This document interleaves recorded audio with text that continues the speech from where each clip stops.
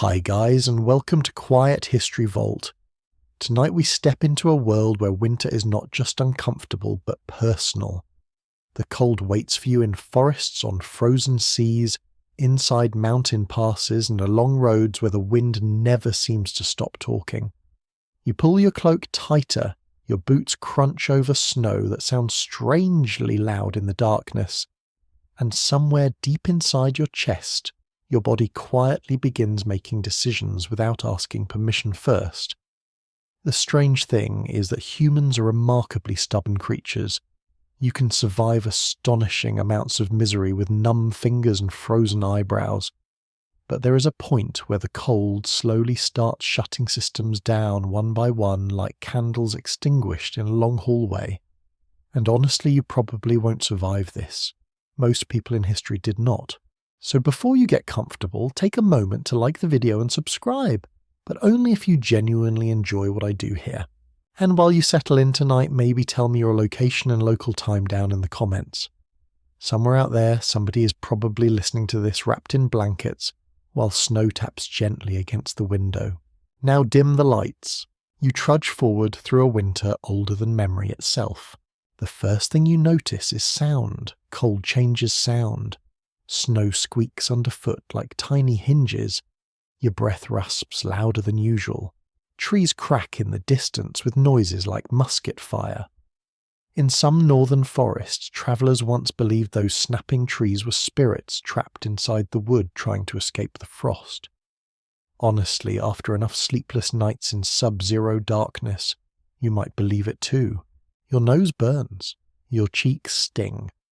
The body reacts immediately to cold weather because it is deeply protective of one thing above all else, your core temperature. Humans survive best at around 37 degrees Celsius, and your body guards that warmth with the dedication of a dragon sitting on treasure. The moment cold air touches your skin, tiny blood vessels near the surface begin narrowing. This process is called vasoconstriction, although nobody wandering through a blizzard in 1348 is using such fancy vocabulary. They simply know the sensation. Fingers tighten, toes ache, ears turn painfully sharp with cold. Blood retreats inward toward your chest and abdomen where the heart, lungs and brain sit like anxious nobles demanding protection. Ancient hunters understood this in practical ways. Inuit communities in the Arctic knew exposed fingers could become useless within minutes during strong winds. Viking sagas mentioned sailors slapping their hands against their thighs to keep feeling alive in them. A Roman writer once described northern tribes wrapping animal fur around their feet so thickly that walking resembled waddling bears. You continue forward through the cold and your breathing changes too. Dry winter air steals moisture from your lungs. Your throat becomes rough. Every inhale feels thinner somehow. There is a reason many armies throughout history feared winter campaigns more than battle itself. Napoleon's soldiers during the retreat from Moscow in 1812 often described the air as cutting the lungs. Some men reportedly slept sitting upright against trees because lying down in snow felt too much like surrender. And that is the frightening thing about cold. It invites surrender very politely. At first, though, your body fights hard. You begin shivering. Tiny muscle contractions ripple across your body without permission, producing extra heat. It looks miserable because it is miserable. You shake teeth, clatter, shoulders twitch, and suddenly, even simple tasks become annoying. Trying to light a fire with numb hands feels like threading a needle while riding a horse. Historians know medieval travellers often carried flint and tinder tucked beneath clothing close to the skin, because exposed fire-starting tools became nearly impossible to handle. One strange account from the Alps describes monks sleeping beside embers stored in clay pots under their robes during dangerous crossings. Risky, absolutely. But frostbite is surprisingly motivating. The cold deepens around you. Your body now burns energy faster than usual. This is where food becomes survival instead of pleasure. Indigenous Arctic populations consumed astonishing quantities of fat, because fat burns slowly and provides dense calories.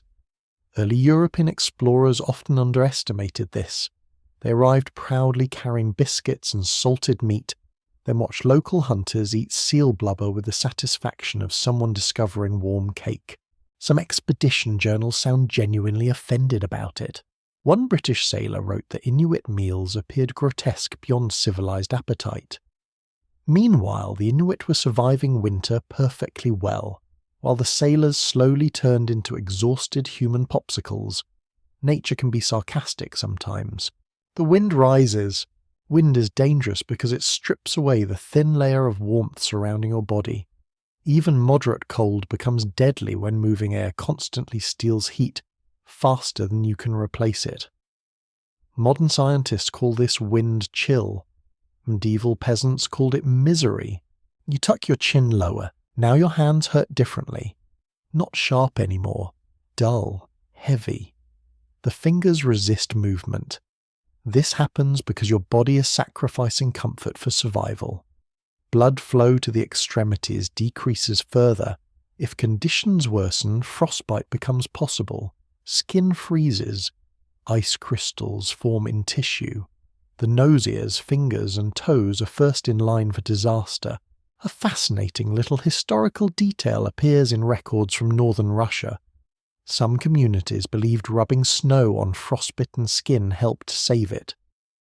Oddly enough, historians still debate whether this occasionally worked in mild cases by stimulating circulation or merely damaged tissue further. Either way, generations trusted the practice, because in isolated villages there were few alternatives besides hope and wool blankets. You keep moving because movement matters. Stopping is dangerous. Once your muscles rest, heat production drops. Travellers across Siberia sometimes tied themselves to sleds so companions could drag them forward if exhaustion overwhelmed them. In Scandinavian folklore, there are stories of icy spirits tempting wanderers to sit and sleep beside snowbanks. It sounds supernatural until you realize hypothermia genuinely creates overwhelming sleepiness. And hypothermia has already begun quietly circling you. Not severe yet, just the beginning. Your normal temperature slips slightly lower. Maybe 1 degree, maybe less. But your body notices immediately. The heart beats faster. Hormones surge. Blood pressure changes. Survival systems activate like lanterns flickering awake inside you. You become strangely aware of warmth as an idea, the memory of it, bread ovens, summer rain, sunlight on wooden walls. Human beings in cold environments throughout history often obsessed over tiny rituals of heat. Roman soldiers stationed in Britain wrote letters home complaining endlessly about damp northern weather. Japanese mountain villages passed down elaborate hot soup recipes specifically for snow season. Fur traders in Canada described campfires with near-religious devotion, because warmth is not just comfort anymore, it is life. The snow continues falling around you in soft whispers. Somewhere ahead lies shelter perhaps, a cabin, a fire, maybe only another freezing mile. Your boots grow stiff with ice around the edges. Your eyelashes collect tiny crystals each time you blink. And still your body keeps fighting. For now, the shaking grows stronger. At first you try to hide it. Human beings have always done that strange little performance where they pretend they are coping much better than reality suggests. A Roman legionary in frozen Gaul does it. A trapper in 18th century Canada does it. A modern hiker caught in an unexpected snowstorm does it too. You tighten your jaw, pull your shoulders back and tell yourself the cold is manageable. Then your teeth begin knocking together hard enough to interrupt thought itself. Shivering is your body's emergency furnace. Tiny muscle contractions fire rapidly beneath the skin, producing heat through sheer exhausting effort. It is automatic, relentless, and surprisingly effective for a while. In mild hypothermia, shivering can increase heat production several times above normal resting levels. The problem is that your body pays dearly for this heat. Calories disappear quickly, energy drains away. You become tired in a deep, ancient way. And tiredness in the cold is dangerous beyond words. You keep moving anyway. The wind presses against your coat with cold fingers of its own. Snow catches in your eyelashes again. Your thighs ache from trudging through drifts. Every few minutes you flex your hands because they feel oddly distant now, as if they belong to somebody else. Travellers throughout history developed endless little tricks to fight this stage of cold exposure. Mongol horsemen reportedly tucked their hands into the warm fur beneath saddles during stops. Sailors in the North Atlantic stamped their feet in synchronized rhythms on icy decks. In medieval Eastern Europe, some villagers carried heated stones wrapped in cloth during winter journeys. It sounds cozy until you imagine accidentally dropping one into your lap while riding a horse over frozen ground. Still, people tried everything. Because once shivering begins in earnest, fear often follows. You hear it in breathing first. Faster breaths, nervous laughter, sharp little questions exchanged around campfires. Are your hands numb too? Can you still feel your toes? Is the fire dying down? Cold changes group behaviour in fascinating ways. Historians studying Arctic expeditions noticed arguments became more common as temperatures dropped. Irritability increases when people are hungry, exhausted, and uncomfortable. Honestly, modern office meetings become tense when the air conditioning is slightly too cold. So imagine trying to share one damp blanket inside a storm-battered tent in Greenland. One explorer described listening all night to companions shivering in darkness. He said it sounded like dozens of bones quietly rattling together. You can almost hear it now around you. That constant trembling, fabric rustling, boots scraping snow, the soft hiss of frozen wind slipping through cracks. Yet shivering itself is actually reassuring. It means the body is still fighting. You press onward through the forest path. Pine branches sag heavy with snow overhead. The smell is sharp and clean, almost metallic. Somewhere nearby a stream continues running beneath the ice, making hollow watery sounds beneath the frozen crust. Your muscles burn through precious fuel with every tremor. Hunger deepens. Ancient winter travellers understood the connection between food and warmth instinctively. During brutal winters in northern China, labourers often consumed thick millet porridge mixed with animal fat before dawn journeys. Scandinavian fishermen favoured dense rye bread and oily fish. Fur traders carried pemmican, a concentrated mixture of dried meat, and fat so calorie-rich it could keep a man alive in astonishing conditions. One quirky little detail from 19th century Arctic expeditions involves candles. Some explorers reportedly ate candles made from animal fat during emergencies. Not wax candles, thankfully. Tallow candles. Still unpleasant, though. Imagine reaching such a low point that your emergency snack resembles something from a haunted dining room centerpiece. You shiver harder. The body prioritizes warmth so aggressively that other systems begin slowing down. Fine motor skills weaken first. This is why people in freezing conditions often struggle with buttons, knots, or flint tools long before they collapse entirely. A French mountaineer once wrote that cold hands become thick as wooden gloves. Modern survival instructors sometimes demonstrate this by asking warm students to perform tiny tasks while wearing frozen mittens. Results are usually humbling, and history is full of humbling cold. In 1609, during what became known as the starving time at Jamestown, colonists endured freezing temperatures alongside famine. Written accounts describe people huddling desperately near inadequate fires, while snow drifted through damaged roofs. Some survivors later claim they could hear fellow settlers shivering through the walls all night long. There is something deeply lonely about the sound of another human being unable to get warm. The cold continues sinking inward. Your feet hurt less now, oddly enough. That is not good. Pain fading into numbness often signals worsening exposure. You wiggle your toes inside stiff boots just to reassure yourself they still exist. The sensation arrives slowly, delayed and muted. The body is narrowing its priorities. Core first, always the core.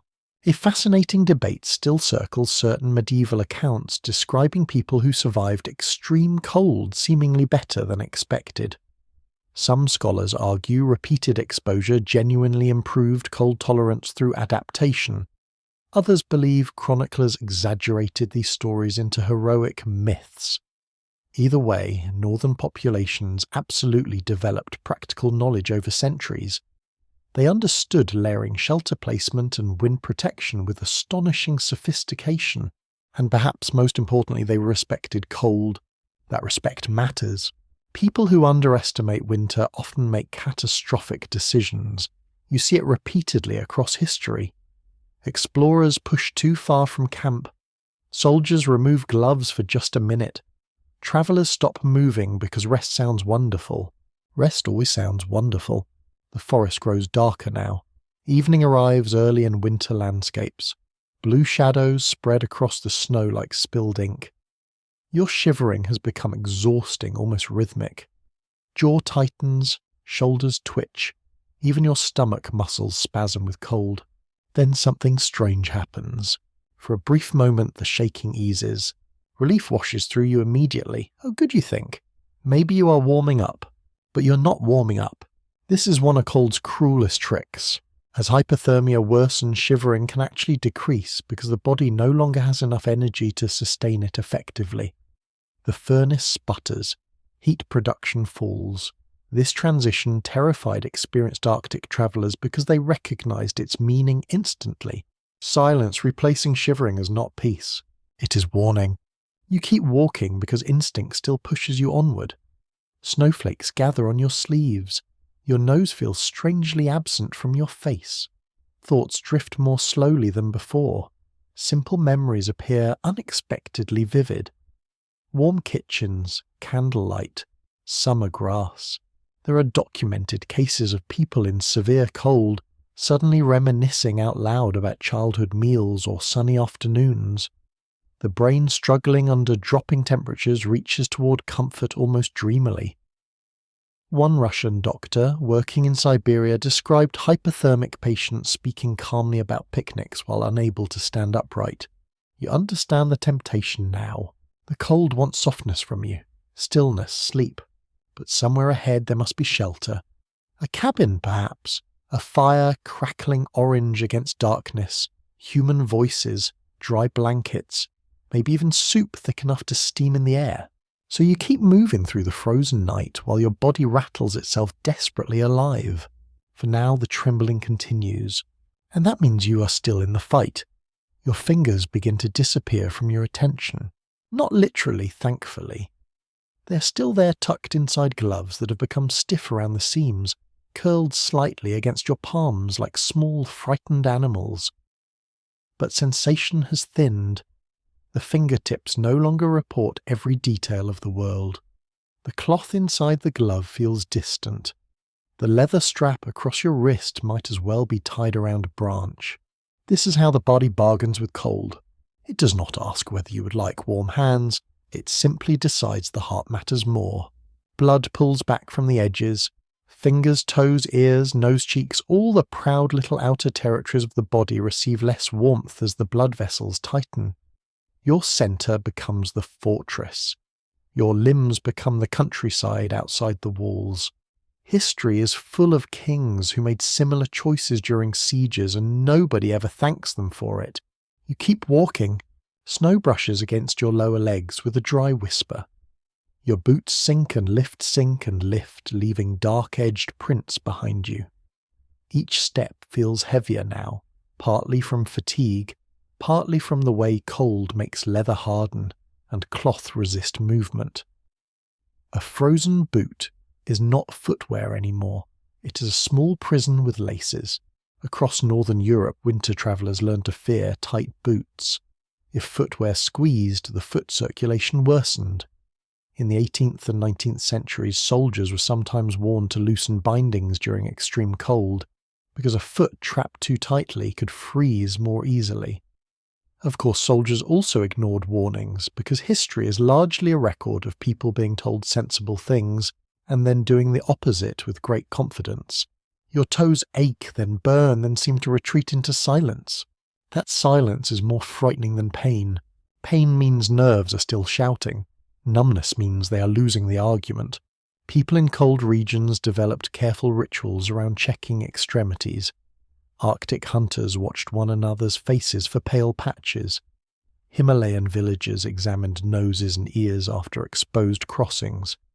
Sailors returning below deck after icy watches inspected fingers by lantern light. It was practical but also intimate in a quiet way. Survival meant looking at another person closely enough to notice when their skin had changed colour. In some Inuit communities, companions warned one another about frostbite by observing the face because the person affected might not feel it happening. That is one of the cold's more unpleasant jokes. The body part in danger often loses the ability to complain. You rub your fingers together inside the gloves. The movement is clumsy. Your thumb does not meet each fingertip cleanly. Imagine trying to play a delicate instrument while wearing someone else's hands. Flint sparks become harder. Buckles become enemies. A simple knot becomes a philosophical problem. During polar expeditions, small mistakes like dropping a matchbox, losing a mitten, or fumbling a stove could become fatal. The famous Antarctic and Arctic journeys often turned on details this tiny. Not grand heroism. Not dramatic speeches into the wind. Just a frozen hand unable to grip a metal tool long enough. Metal is especially treacherous and cold. Touching it with bare skin can cause instant sticking as moisture freezes. There are accounts from ships and railways of men tearing skin while pulling away from frozen iron. PG-13 version of course, but still deeply unpleasant. The sensible historical lesson is simple. Do not lick flagpoles.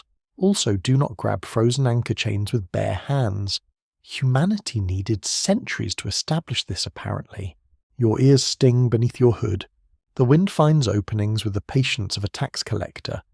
It slips beneath collars, under cuffs, through seams, into any place warmth tries to hide. A scarf pulled across the face grows damp from breath, then cold. If it freezes, it can become a stiff mask. Some Arctic travellers used fur ruffs around the face because the hairs disrupted wind and trapped warmer air. The design was not decorative. It was engineering disguised as fluff. You bend your head and keep going. The landscape has become simple now. Snow below, trees beside, sky above dim and heavy. The world has narrowed to breath steps and the distant promise of shelter. In the ancient world, people understood frost injury even if they lacked modern language for it. The Greek historian Xenophon described soldiers struggling through snow during the retreat of the 10,000 in the 4th century BCE. Men suffered from cold hunger and damaged feet while crossing harsh mountain country. His account reminds you that cold survival is not a modern wilderness hobby. It is one of the oldest human problems. A quirky belief from parts of rural Europe held that rubbing goose grease on exposed skin could protect against frost. Some households swore by it. Others used bare fat sheep, tallow, or whatever unfortunate animal had recently become winter skincare. Did it work a little, perhaps, by creating a barrier against wind and moisture? Did it smell elegant? Absolutely not.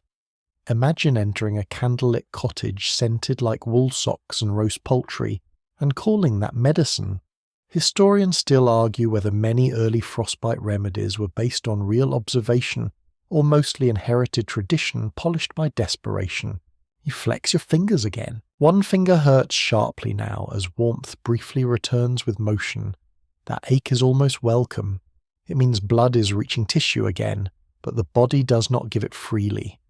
Every pulse of warmth sent outward risks losing heat to the air, so your system keeps rationing. This rationing could mean survival in the short term and damage in the long term. A person might live because the core stayed warm while fingers or toes suffered lasting harm.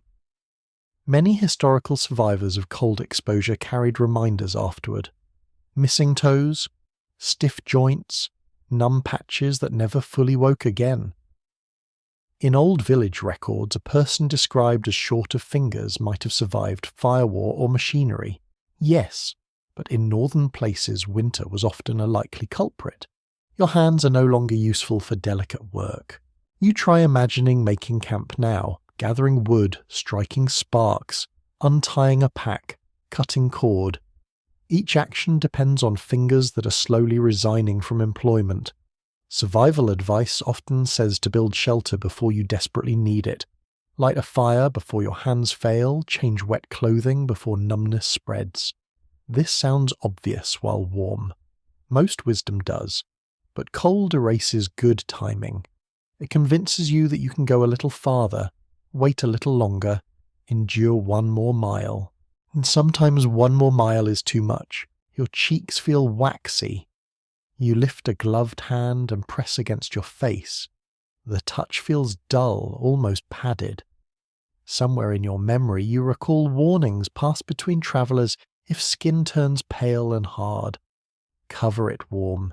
It gently, do not grind ice into it like some overconfident village uncle with a theory. The forest darkens further. You imagine people before you moving through similar cold. A woman crossing a field at dawn to check animals. A child carrying water from a frozen well. A messenger riding through sleet with one hand tucked under his coat. A fisherman hauling nets while his fingers lose feeling one by one. History is often told through crowns and battles, but survival lived in fingers and toes. Small parts, sacrificed edges. The body keeps its warm centre glowing as best it can while the outer world grows quiet, pale, and strangely far away. You keep walking, hands tucked close now, wondering which parts of you the cold will ask for next. The trouble begins quietly in your thoughts, not with drama, not with a thunderclap, not with a grand announcement from the heavens saying, "Congratulations, your judgment is now becoming unreliable." It begins with a small delay. You look at the path ahead and take a little too long to decide where to place your foot. You hear a branch crack somewhere to your right, but the sound reaches meaning slowly as though travelling through thick wool. Cold has already taken feeling from your edges. Now it begins asking questions of the mind. Your brain is greedy for warmth and oxygen. It sits inside the skull like a candle in a lantern needing steady heat to keep its clear flame. When your core temperature falls, thought starts to lose its sharp corners. Simple planning becomes difficult. You forget why you stopped. You struggle to remember whether the shelter lies beyond the ridge or below it. You may even feel oddly calm, which is rude of the body, frankly, because this is exactly when a little sensible panic might be useful. You keep moving, but not as cleanly as before. Your boots scuff through snow, one step slides. You catch yourself against a tree trunk and the bark feels rough even through your glove. The smell of resin rises faintly where your shoulder scrapes frozen pine. For a moment you stand there breathing into your scarf, listening to your own heart thud inside layers of cloth. Across history, people exposed to dangerous cold often made decisions that later seemed almost impossible to explain. Survivors described companions wandering away from camp, refusing food, sitting down in open snow, or insisting they were perfectly well while clearly becoming slow and confused. This was not foolishness in the ordinary sense. It was physiology taking the steering wheel and driving straight into a ditch. During the retreat from Moscow in 1812, many soldiers in Napoleon's army faced not only hunger and pursuit, but freezing weather that stripped away discipline and judgment. Accounts speak of men leaving roads, dropping equipment, and sitting beside dying fires with a helplessness that frightened those still able to think clearly. The cold did not defeat them only by freezing skin. It also frayed attention, memory, and will. You know the feeling now in miniature. Your thoughts move like thick syrup. A practical question appears should you stop and make shelter. It floats there for a while. Then another thought drifts in. Perhaps the cabin is close. Then another. Maybe you should just rest for a moment. Each idea seems equally soft, equally reasonable. The mind under cold becomes poor at ranking danger. There is an old belief from alpine regions that people lost in snow could be guided by church bells if the air was still enough. Villagers sometimes rang bells during storms, hoping sound might lead wanderers towards safety. Was it effective? Sometimes, perhaps. Sound can carry strangely over snow. But imagine being cold enough that a distant bell becomes less like navigation and more like a dream calling from childhood. Researchers continue to disagree about how often historical tales of bell-guided rescues describe real acoustic guidance rather than later village storytelling. Either way, the image lingers beautifully, a frozen person stumbling through blue dusk following a bronze voice through the snow. You blink. Snowflakes cling to your lashes again. You brush them away clumsily. The movement feels delayed, as if your hand received the instruction through a sleepy messenger. The first mental changes in hypothermia can look mild. Irritability, poor coordination, slurred speech, a strange stubbornness. People may insist on continuing when they should stop, or stop when they must continue. To companions, this can seem like bad attitude. In truth, the brain is cooling. This is why group travel mattered so much in cold climates. One person could notice what another person could not. A Sami reindeer herder might observe a companion's silence. A mountain guide might hear speech becoming thick. A ship officer might order a sailor below deck because the man no longer answered properly. Survival often depended on someone else recognizing that your mind had begun to drift before you recognized it yourself. Alone you must monitor your own thoughts. A terrible arrangement, honestly. You try counting your steps. 1, 2, 3, 4. At 30 you forget whether you are counting steps or breaths. You start again. The numbers comfort you for a while. The rhythm holds the world together. In cold disaster accounts, repetition often appears as a lifeline. People recited prayers, songs, poems, or simple instructions. Keep walking, find trees, do not sleep. In monasteries, winter travellers might repeat psalms during crossings, partly for faith, partly because rhythm steadied fear. Sailors muttered work chants while hauling frozen ropes. Soldiers sang marching songs badly through chattering teeth. The tune mattered less than the structure it gave to thought. You hum without meaning to. The sound is low inside your scarf. It warms nothing, but it keeps you present. The sky darkens. The path ahead is now a paler strip between black trees. Your body has narrowed the world again, and the mind follows. You're no longer thinking about history or summer or distant kitchens. You're thinking about the next step and the next tree and the next breath. Yet odd details stand out vividly. A crow lifts from a branch, shaking loose a little shower of snow. The tiny fall sparkles in the last light. Somewhere beneath the drift, old leaves smell damp and earthy like autumn trapped under glass. Your glove brushes the wooden handle of a tool at your belt, and for a moment you cannot remember why you brought it. That pause frightens you. Good, fear can still help.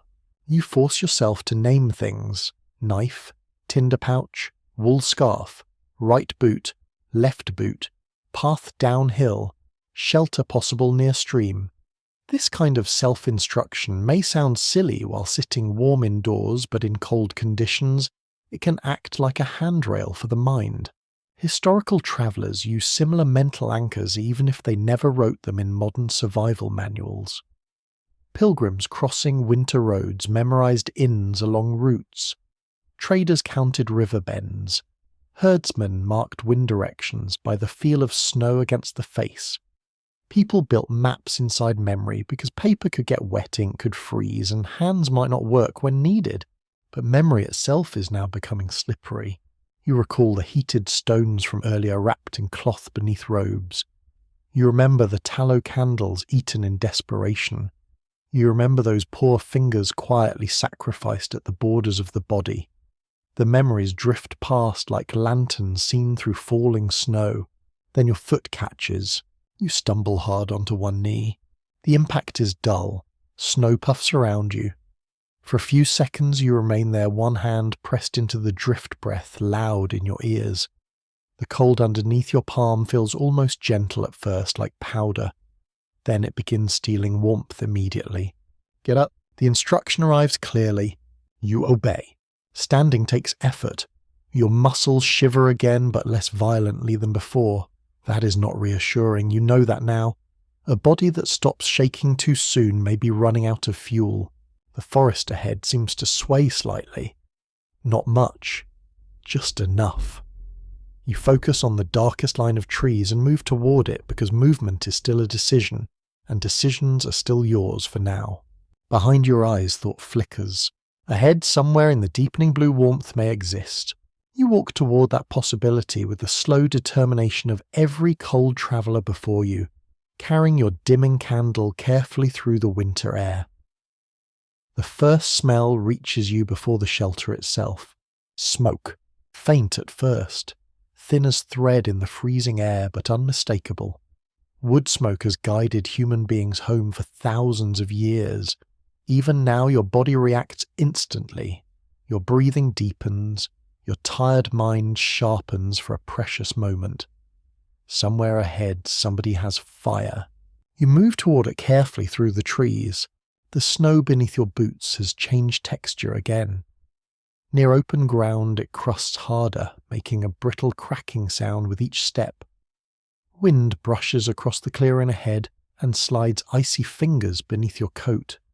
You hunch instinctively, protecting your chest. Then you see it.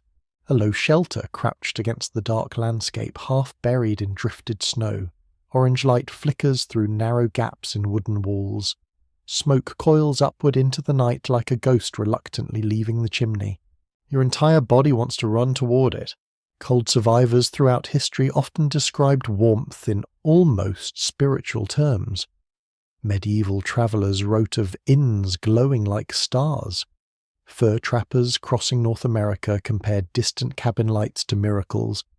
During the harsh winters of the Little Ice Age, villagers in northern Europe sometimes gathered communally in longhouses, simply because shared body heat mattered.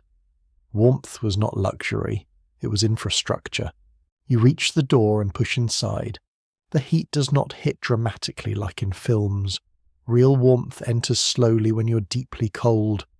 First comes the smell, smoke, damp wool, animal fat sizzling somewhere over coals, wet leather steaming gently. Then sound arrives. Crackling wood, quiet voices, someone coughing near the fire. Only after that does your skin begin understanding. The room is crowded. Of course it is. Human beings cluster together in winter like nervous penguins with tax problems. Blankets hang from beams. Boots line the wall near the hearth. A dog sleeps curled tightly beside glowing embers, occasionally twitching in dreams. You hold your hands near the fire too quickly and pain shoots through your fingers. That burning ache surprises many people. Warmth returning to cold tissue can feel sharp, almost electric. The old saying that thawing hurts more than freezing contains more truth than poetry. Blood returning to constricted vessels wakes nerves angrily. A woman near the fire notices your expression and gestures of patience. Slowly, always slowly. Traditional northern communities understood this through experience long before modern medicine explained it scientifically. Sudden intense heat could damage tissue already stressed by cold. Arctic hunters warmed numb hands near body heat first. Mountain villagers used blankets and warm stones gradually. One old Siberian practice involved placing chilled hands beneath another person's clothing near the stomach or armpits. Slightly awkward, socially perhaps, but surprisingly practical. The fire pops softly. You sit closer now, stretching stiff legs toward the warmth. Steam rises faintly from your boots. The sensation is extraordinary and unpleasant at the same time. Needles of pain dance through your toes as feeling returns unevenly. Around you, people perform the ancient rituals of winter survival. One man rubs snow from a fur cloak before hanging it near the hearth. Another rotates boots carefully so leather dries without hardening too much. A pot simmers above the flames, thick with broth. The smell alone makes your stomach tighten with hunger. Throughout history, soups and stews became essential cold weather foods, not only because they provided calories, but because warm liquids restored morale. Roman soldiers stationed in northern provinces consumed hot grain porridges during winter campaigns. In Korea, travellers relied on steaming soups rich with fat and vegetables during icy months. Russian peasants often kept cabbage stew, continuously simmering through winter days, adding ingredients as available. A constantly warm pot was like a heartbeat inside the home. Someone hands you a wooden bowl. The heat against your palms feels almost shocking. You sip carefully. Fat glistens across the broth surface. Salt hits your tongue first, then warmth spreads downward through your chest in slow waves. For a moment, the entire world shrinks to steam rising in front of your face. And then you notice the others sleeping, not alone, together. Bodies packed side by side beneath wool and fur. Shared sleeping was one of humanity's oldest cold defences. Entire families slept in single beds during winter. Sailors crowded into hammocks below deck. Nomadic groups arranged sleeping spaces to conserve heat collectively. Privacy became less important than staying alive. Frankly, after several hours in freezing wind, another person's elbow in your ribs starts feeling downright charming. There are records from medieval Iceland describing people sleeping beside livestock during severe weather, because animals produced valuable warmth. Monasteries occasionally allowed travellers to rest in communal halls, heated by large ovens. In parts of Central Asia, heated stone platforms beneath sleeping areas created pockets of retained warmth through the night. An especially odd little custom from some alpine communities involved heated bed pans filled with embers slid beneath blankets before sleep. Cozy in theory, terrifying in practice. Imagine drifting peacefully towards sleep while tiny household volcanoes smoulder beneath your knees. Even here beside the fire, danger lingers. Cold exposure does not end the instant you find shelter. Wet clothing remains risky. Exhaustion remains risky. People weakened by hours of shivering may continue cooling internally even indoors. Experienced winter travellers watched one another carefully after rescue. Confusion, slurred speech, strange behaviour, these could persist. You realise now how tired you are. Not ordinary tiredness, something deeper. Your muscles feel hollowed out from constant effort. Shivering burned through energy like dry pine wood in a furnace. Now the trembling comes only occasionally, little ripples passing across your shoulders. An elderly man across the room studies you briefly, then tosses another log onto the fire. The flames flare brighter. For centuries, mastery of fire separated successful winter cultures from vulnerable ones. Indigenous peoples across the Arctic developed ingenious lamps fueled by animal fat. Northern Europeans built central hearth systems designed to retain heat overnight. In Japan, charcoal braziers warmed homes carefully during cold seasons. Every society facing winter became in some sense a society of fire managers. Yet fires carried danger too. Smoke inhalation accidental burns entire settlements consumed by sparks from winter hearths. Historians continue discussing whether some medieval urban fires spread so rapidly, precisely because homes were sealed tightly against cold weather. Warmth and catastrophe often sat beside one another. You lean back against the wall. The shelter creaks softly as wind presses outside. Snow taps against the roof in gentle little avalanches. Somewhere nearby, somebody snores quietly under blankets. For the first time since entering the forest, your body loosens slightly. You remember the numb fingers from earlier, the fading thoughts, the seductive pull towards stillness. Out there, cold stripped people down to instinct. In here, human survival becomes collective again. A fire shared, a wall against wind, soup divided between tired hands. Civilization at its most basic is often just organised warmth. Your eyelids grow heavy watching flames fold and rise over blackened wood. The orange glow paints slow-moving shadows across the beams overhead. You can feel circulation returning unevenly through your hands, now little throbbing pulses under the skin. Painful, wonderful. Outside, winter continues prowling through, the darkness patient as ever. But for tonight at least you sit inside the circle of heat humans have defended for countless generations. and your body still fighting quietly beneath skin and bone begins the long work of warming itself back toward life. Morning arrives softly beneath snow. You wake not because of sunlight, but because the fire has shifted. Embers glow low and red in the hearth, breathing gentle heat into the shelter. Around you, sleeping figures stir beneath wool blankets and animal furs. Somebody coughs. Somebody else feeds thin pieces of wood into the coals with practiced hands. Outside waits a world still frozen solid. You can hear it in the silence. Winter silence is different from ordinary quiet. Snow absorbs sound until the land feels padded and distant. Even the wind seems muted beneath thick cloud.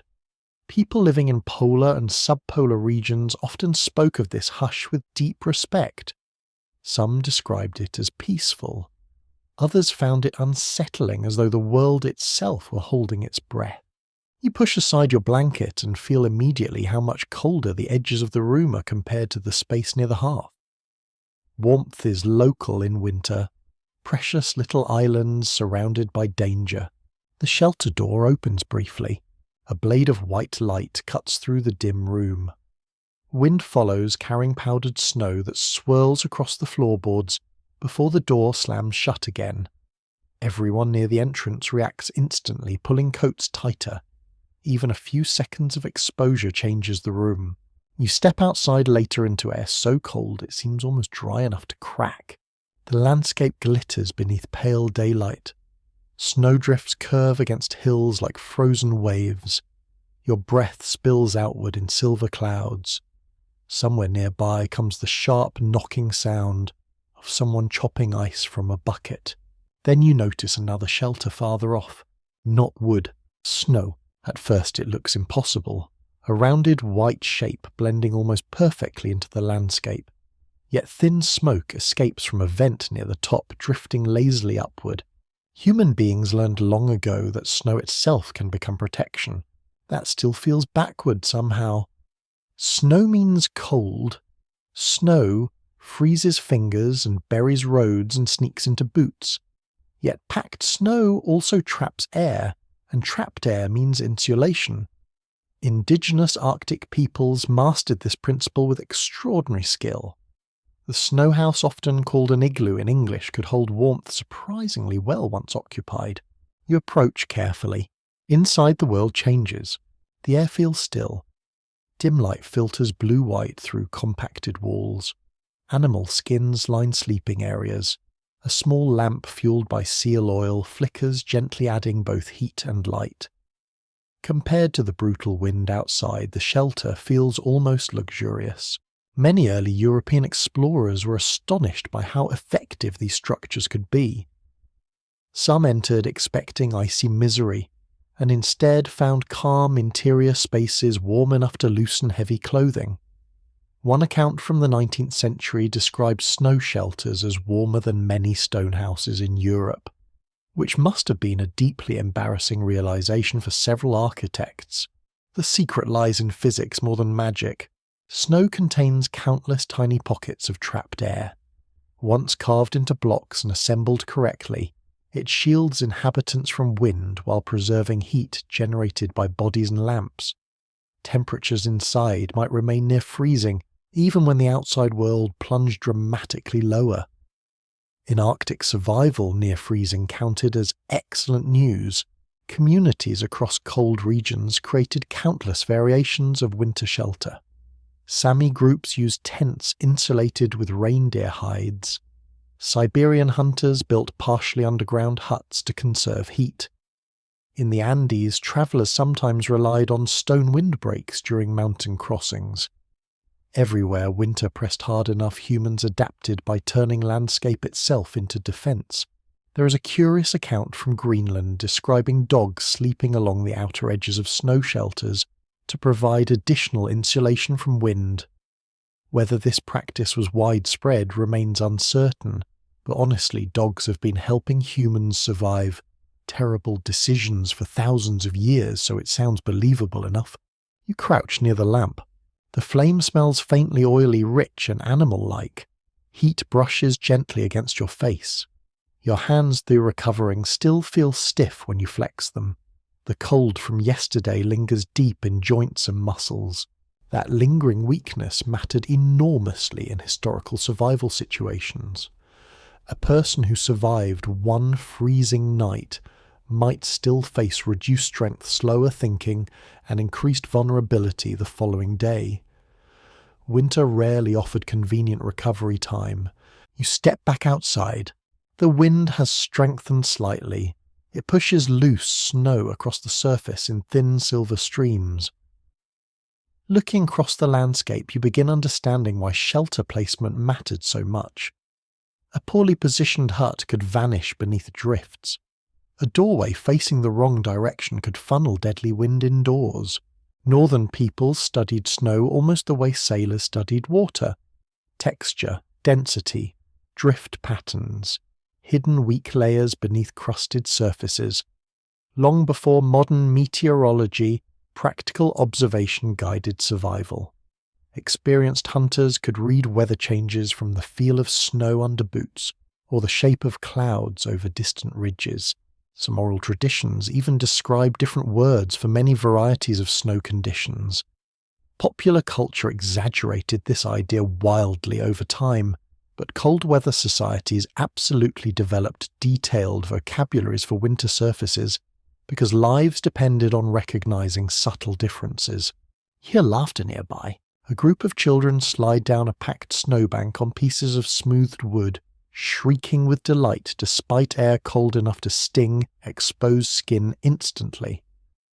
Human beings remain astonishingly capable of adapting to misery and turning it into recreation.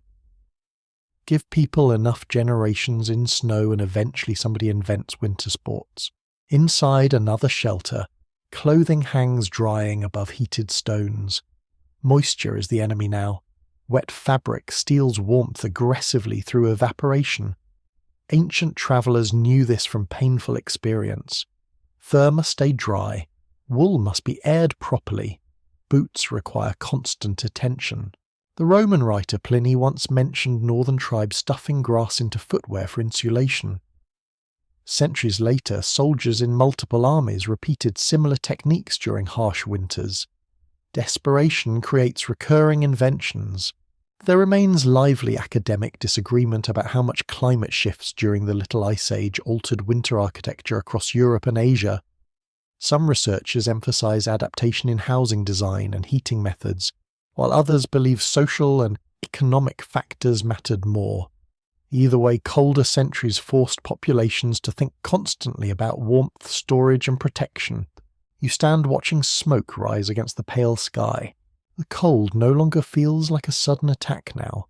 It feels patient, structural, built into every decision of daily life: where you sleep, how you dress, what you eat, how close you sit to others. Winter cultures were shaped by this constant negotiation with freezing temperatures, and every shelter represented a tiny rebellion against the landscape. A pocket of borrowed warmth, a declaration that fragile human bodies intended to survive another night. You step back toward the doorway of the snow house one more time before the wind sharpens further.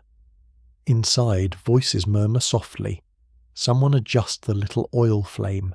Someone wraps a child deeper in fur blankets. Beyond those curved white walls, the world remains mercilessly cold, but within them human breath gathers slowly into warmth. And for a few quiet hours the body stops losing its battle against the ice.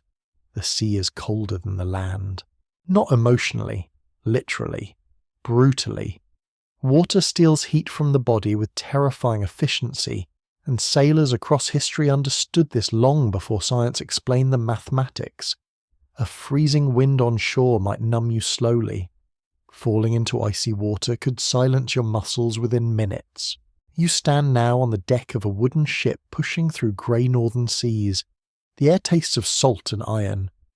Waves slap hard against the hull below each impact, followed by the groaning complaint of frozen timbers. Ice clings along the ropes overhead. Sailcloth snaps in sharp bursts as the wind changes direction. Everything is wet. That is the problem. Cold on land still allows little islands of warmth inside clothing. Wet cold invades everywhere. Wool becomes heavy. Leather stiffens. Fingers lose dexterity almost immediately. Even breathing feels raw when sea spray freezes against your scarf. Sailors dreaded this combination more than almost anything. In the age of exploration, crews venturing into Arctic waters faced conditions that attacked the body continuously. British, Dutch, and Scandinavian records describe men sleeping in damp clothes, because removing them risked greater exposure. Blankets froze solid overnight. Frost gathered inside cabins from condensed breath. One sailor reportedly woke to find his beard frozen against another man's coat after they collapsed to sleep side by side near a bulkhead. You grip the rail carefully. It burns through your glove with cold.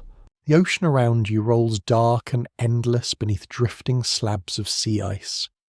Somewhere beyond the fog, seals bark faintly. Gulls circle overhead with harsh cries that vanish quickly into the wind. Then comes the spray. A wave crashes against the bow and bursts upward in glittering white water. Tiny droplets strike your face and freeze almost instantly along your hood. You wipe them away clumsily. Experienced sailors knew sea spray was dangerous because wetness accelerated heat loss dramatically. Clothing soaked by salt water became a slow, moving death sentence in freezing conditions. During naval campaigns in northern waters, men often layered wool upon wool because wool retained some insulating ability even when damp. Linen, by comparison, became miserable once soaked. There is a remarkable account from a 17th century Dutch expedition where crew members reportedly slept wrapped inside spare sails for added insulation. Imagine smelling permanently of frozen rope and seawater while trying not to die. Maritime history contains very little glamour once you remove paintings of dramatic sunsets. Below deck, the air is cramped and sour. Tar, salt, damp wood, human sweat trapped beneath layers of wet wool. The ceiling hangs low overhead. Hammocks sway gently with the movement of the ship. Somewhere nearby, a lantern flickers, throwing weak yellow light across exhausted faces. Heat exists here, but barely. Ships were difficult to warm safely because open flames risked catastrophe.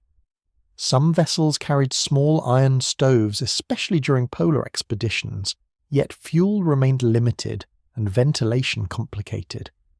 Too much smoke below deck could suffocate sailors. Too little heat left them shivering endlessly through the night. Maritime survival often depended on movement. Men hauled ropes, climbed rigging chipped ice from decks, rowed boats through slush-filled channels. Labour generated warmth. Idleness invited cold inward. One curious tradition among sailors involved stamping feet rhythmically during watches. Partly practical, partly psychological. The noise reminded everyone that the crew remained awake and moving. On lonely polar nights, hearing boots hammering frozen planks above could be oddly comforting. You descend carefully into the hold. Barrels creak softly around you. Supplies shift with the ship's motion. Salted meat hangs from hooks. Biscuit sits stacked in crates hard enough to qualify as construction material. Warm food matters even more at sea, because the body burns astonishing energy, simply resisting cold and motion together. Historical naval diets in cold regions often emphasized dense calories whenever possible. Whale blubber, salted pork, dried fish, hard cheese.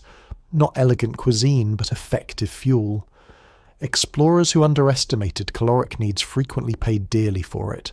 The Franklin expedition, which vanished in the Arctic during the 1840s, remains one of history's most haunting examples.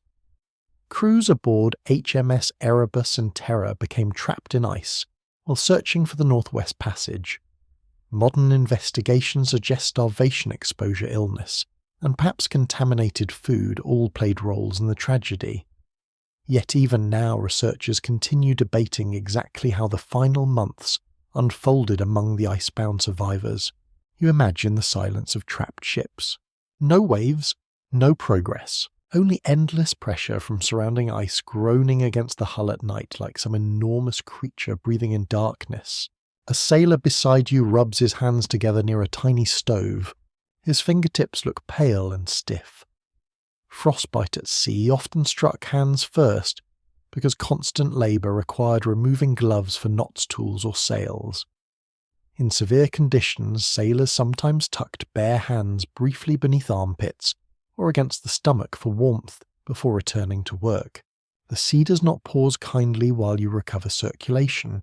Outside again, the horizon has vanished completely into blowing snow. Sky and ocean blend together until direction itself feels uncertain. Polar sailors feared whiteout conditions deeply because orientation became almost impossible. Without clear horizons, even standing upright on deck could feel strangely disorienting. The cold reaches you differently here than in the forest. There winter felt still and patient. Here it hunts actively. Wind tears warmth away. Water infiltrates fabric. Ice forms on ropes thick enough to alter the balance of ships. Sailors climbing frozen rigging risk not only falling, but becoming too numb to descend. An old maritime superstition claimed whistling into Arctic winds invited storms. Another warned against speaking too confidently about safe passage through ice. Sailors are wonderfully inventive when frightened. Give human beings enough darkness and freezing water, and eventually they start assigning personalities to weather. Yet beneath the folklore sat real caution. The ocean showed little mercy to exhausted bodies. If someone fell into freezing water, companions often had only moments to react effectively. Cold shock could seize muscles and breathing immediately. Survivors hauled back aboard might appear strangely calm or confused, as hypothermia advanced rapidly through soaked clothing. You stare across the grey sea and understand why so many historical sailors feared northern voyages more than combat. Cannons were loud and quick. Cold water was quiet. The ship creaks onward through drifting ice while your hands ache inside damp gloves. Somewhere below deck somebody coughs again. Somewhere overhead rigging sings softly in the wind. And beneath every layer of wool and leather, every cup of broth, every shared blanket and glowing stove, the human body continues its exhausting battle to stay warm against a world built almost entirely of freezing water. The mountain rises like a sleeping animal beneath snow. You begin climbing before dawn when the world is still blue and uncertain. The air is thinner here, sharper, quieter. Each breath feels slightly less generous than the last. Below you valleys lie wrapped in mist, their villages hidden under roofs of frost. Above you the ridge waits in pale silence. The cold at altitude has different personality. It does not merely settle around you, it presses through you. Wind sweeps over exposed slopes with nothing to slow it, no trees, no walls, no forgiving little shelter, where a tired body can pretend things are fine. The snow is harder here, sometimes crusted, sometimes powder enough to swallow a boot to the shin. Every step steals warmth. You lean into the climb. Your legs ache quickly. Cold has already made your muscles stiff. And now altitude adds its own quiet tax. Less oxygen means fatigue arrives sooner. The heart works harder. Breathing grows louder. Sweat becomes dangerous because damp clothing will chill you the moment you slow down. Mountain people understood this balance with remarkable care. Move enough to stay warm but not so hard that you soak your inner layers. Medieval alpine guides, Himalayan porters, Andean herders, all learned the same lesson in different languages. The mountain punishes both laziness and enthusiasm. Very rude, really. One would prefer at least one bad habit to be safe. You pause beside a rock outcrop where wind has scraped the snow thin. The stone is dark and glazed with ice. Your gloved hand rests against it briefly and cold travels upward into your wrist. Clouds move fast overhead. Their undersides glow faintly with the first grey light. Across history, mountain passes became places of both connection and disaster. Armies crossed them, traders crossed them, pilgrims crossed them, refugees crossed them. The Alps, the Himalayas, the Andes, the Caucasus. Every great range contains stories of people forced to trust their bodies in weather that cared nothing for ambition. In 218 CE, Hannibal famously led troops and elephants across the Alps during his campaign against Rome. The exact route remains disputed, but ancient accounts agree the crossing involved brutal cold, dangerous terrain, and heavy losses. Imagine being a soldier already miserable from snow and hunger, then looking over to see an elephant also having a terrible day. History can be majestic and absurd at the same time. You continue upward. The path narrows near a slope where snow has drifted into smooth white folds.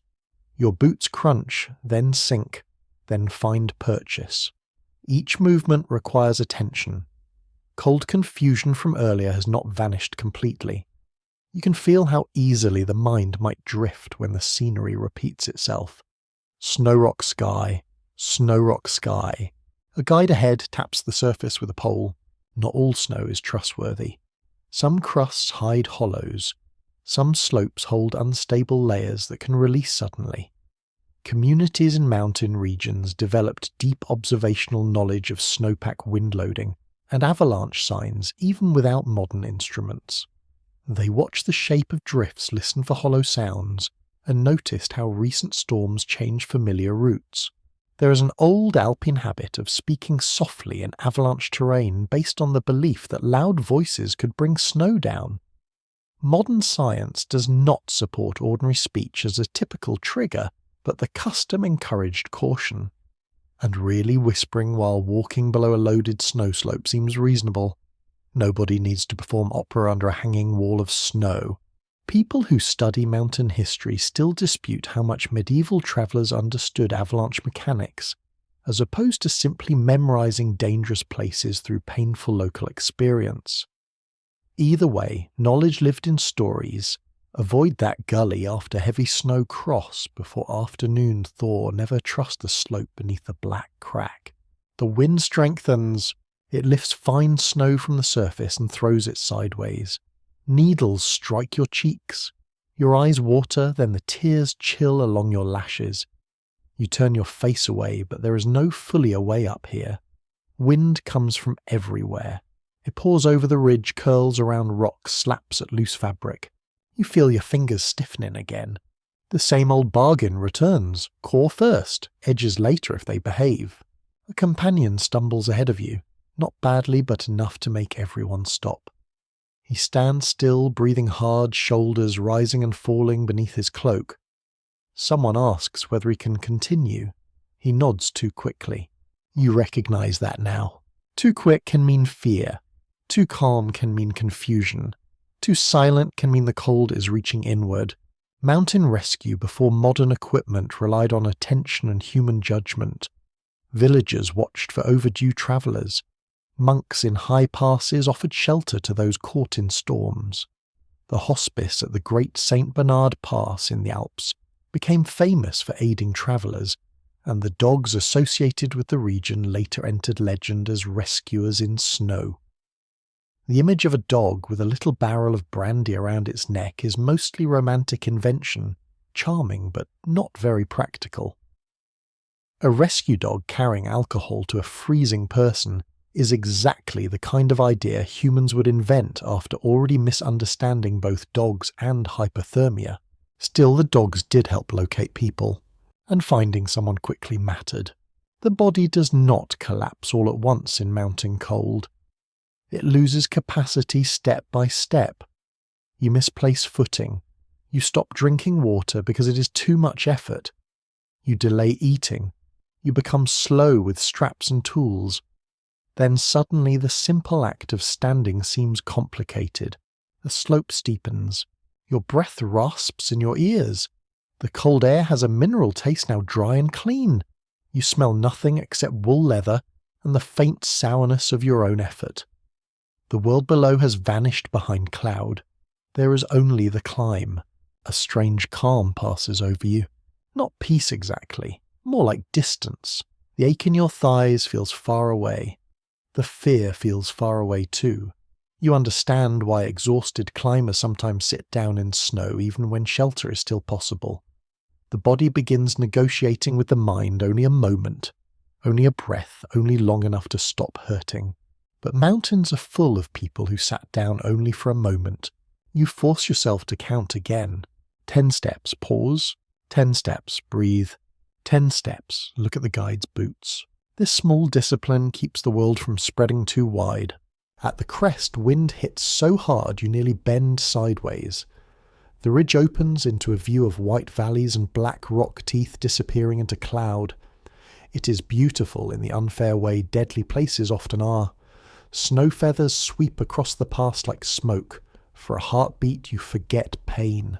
Then the cold reminds you. Your body is still shutting doors inside itself. Fingers dull, toes distant, thoughts slower, muscles burning less brightly than before. The mountain does not need to be cruel. It simply waits for your heat to run out, so you descend before wonder becomes danger. The guide points toward a hollow where smoke might rise later if the weather clears.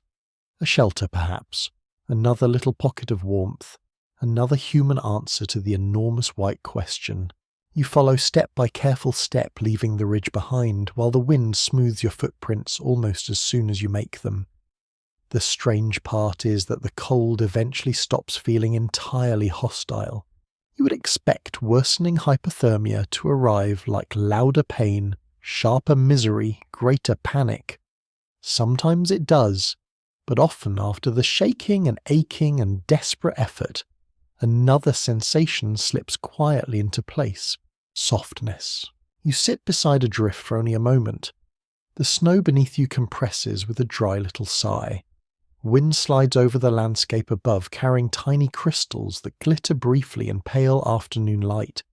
Your breathing slows, your shoulders loosen, and somewhere deep inside alarm begins fading. This is one of the cruelest turns in the entire history of cold survival. The body running low on energy can drift toward a state that feels oddly peaceful. Exhaustion mixes with lowered body temperature and altered brain function, until danger no longer appears urgent. You understand now why experienced winter travellers feared sleep. Not ordinary sleep beneath blankets and roofs and crackling hearths. Snow sleep.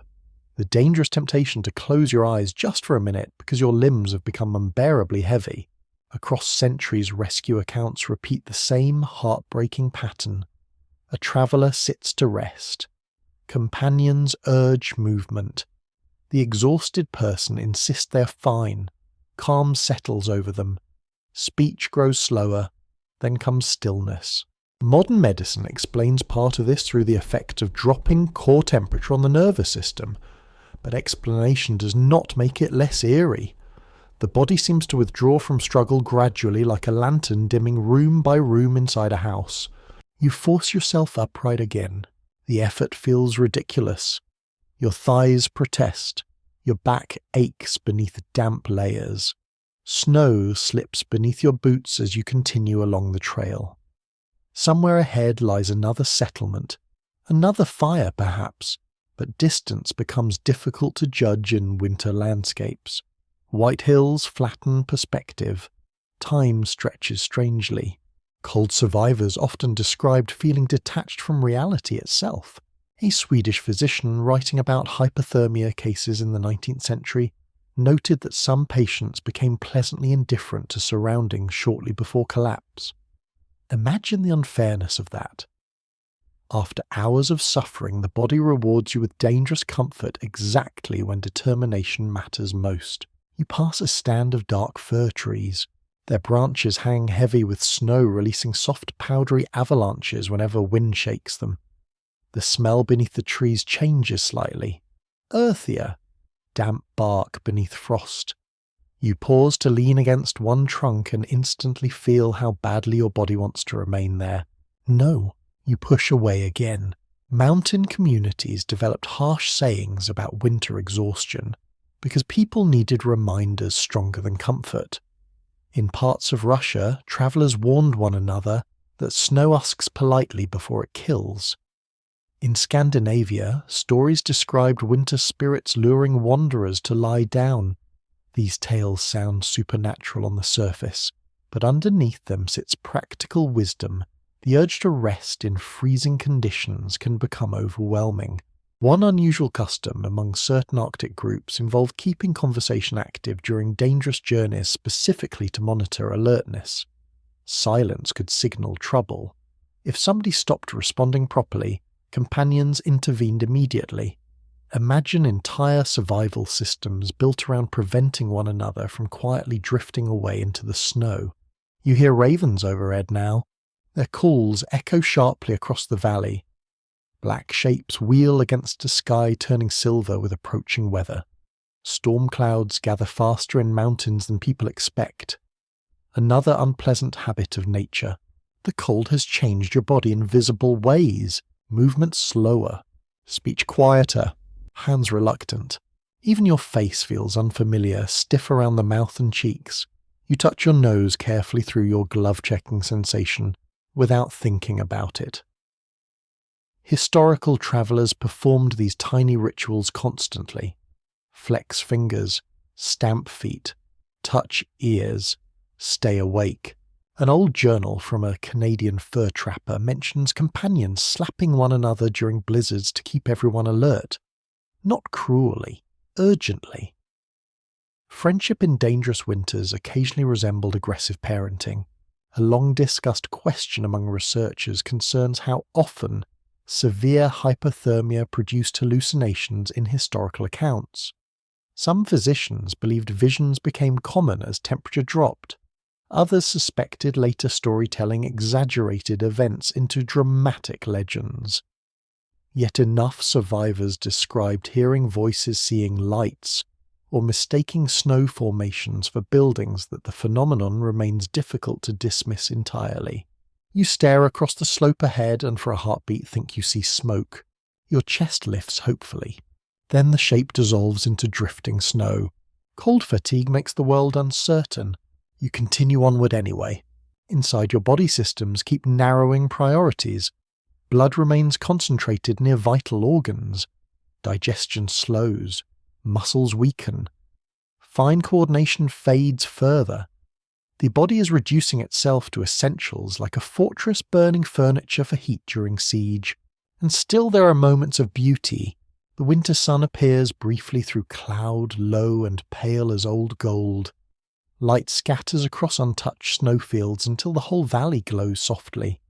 Ice crystals drift through the air like dust in a cathedral. People throughout history often described winter landscapes with surprising affection despite the danger. Japanese poets wrote of quiet snow evenings with delicate reverence. Northern European folklore celebrated candlelight against long darkness. Indigenous Arctic traditions included stories that treated winter not merely as enemy, but as teacher and companion. Human beings are strange that way. Give them endless cold, and they still stop to admire the sparkle on frozen branches. Your legs wobble suddenly. You catch yourself with a sharp inhale. That frightened you. Muscle weakness now arrives without much warning. Earlier pain has faded into dull heaviness. The body can no longer spare energy for dramatic complaints. You remember the ship deck from before wet ropes freezing in your hands. You remember the crowded warmth of sleeping bodies beside the fire. You remember the snow shelter glowing softly from within like a lantern carved from ice. Those memories feel warm simply to think about. At last you see real smoke rising ahead. Then, grey, beautiful, a cabin stands near a line of birch trees' roof burdened with snow chimney breathing steadily into the cold sky. Relief moves through you slowly because even emotion feels heavy now. You reach the doorway and pause. For a strange moment you almost do not care whether you enter. That frightens you more than the cold itself. The indifference, the softening urgency. So you grip the wooden latch, firmly grounding yourself in the rough frozen texture. Open the door. Move toward heat. Stay awake. The instructions feel simple enough to follow. Inside, warmth waits again with its familiar smells of smoke, broth damp wool and human breath. Light spills across rough wooden walls. Someone turns toward you immediately, reading your exhaustion before you speak. Good. Let them notice. Because the most dangerous stage of freezing often arrives not with screaming panic but with quiet surrender. A sleepy calm, a drifting stillness, a dangerous peace that settles gently over tired bones and whispers that resting would be so much easier now. But tonight at least you step through the doorway before that whisper fully takes hold. The problem with winter clothing is that every layer tells a story. You sit near the cabin hearth while damp garments steam gently in the firelight. Wool gloves hang from a peg beside heavier fur mittens. Thick socks dry across a wooden rail. A leather coat stiff with frozen seams leans near the wall, like an exhausted traveller resting its own shoulders. Human beings survived brutal winters not because the cold became kinder, but because clothing slowly became smarter. You peel off one glove carefully. Your fingers are swollen slightly, now pink in some places, pale in others. The skin feels tight when you flex it. Beside you another traveller massages warmth back into stiff hands while blowing softly across knuckles. The cabin smells wonderfully alive. Smoke, wet wool, melted snow dripping onto stone, animal grease from a simmering pot. There is comfort in these scents because they signal shelter and effort and survival. Cold weather clothing was never merely fashion in harsh climates. It was engineering stitched together with thread fur hide and desperate experience. Long before synthetic fabrics existed, people relied on natural materials that trapped warmth effectively. Wool became especially prized because its fibres retained insulation even while damp. That mattered enormously in snowy or maritime regions where moisture constantly threatened survival. Roman soldiers stationed in colder provinces often wore layered wool tunics beneath heavier cloaks. Viking communities used fur-lined garments during northern winters. Indigenous Arctic peoples developed astonishingly sophisticated clothing systems, using caribou hide, seal skin, and carefully constructed boots insulated with dried grass or fur. Some of the warmest traditional cold weather outfits in history were so effective that later explorers copied them directly, after learning the hard way that European tailoring alone could not defeat Arctic conditions. You hold one wool sock closer to the fire, steam curls upward slowly, wetness remains the enemy. A dry cold can bite hard, but dampness creeps inward relentlessly. Snow melts against body heat, sweat gathers beneath layers, sea spray freezes into fabric. Once clothing becomes saturated, heat escapes rapidly. Historical survival manuals often sounded obsessed with dryness because lives genuinely depended on it.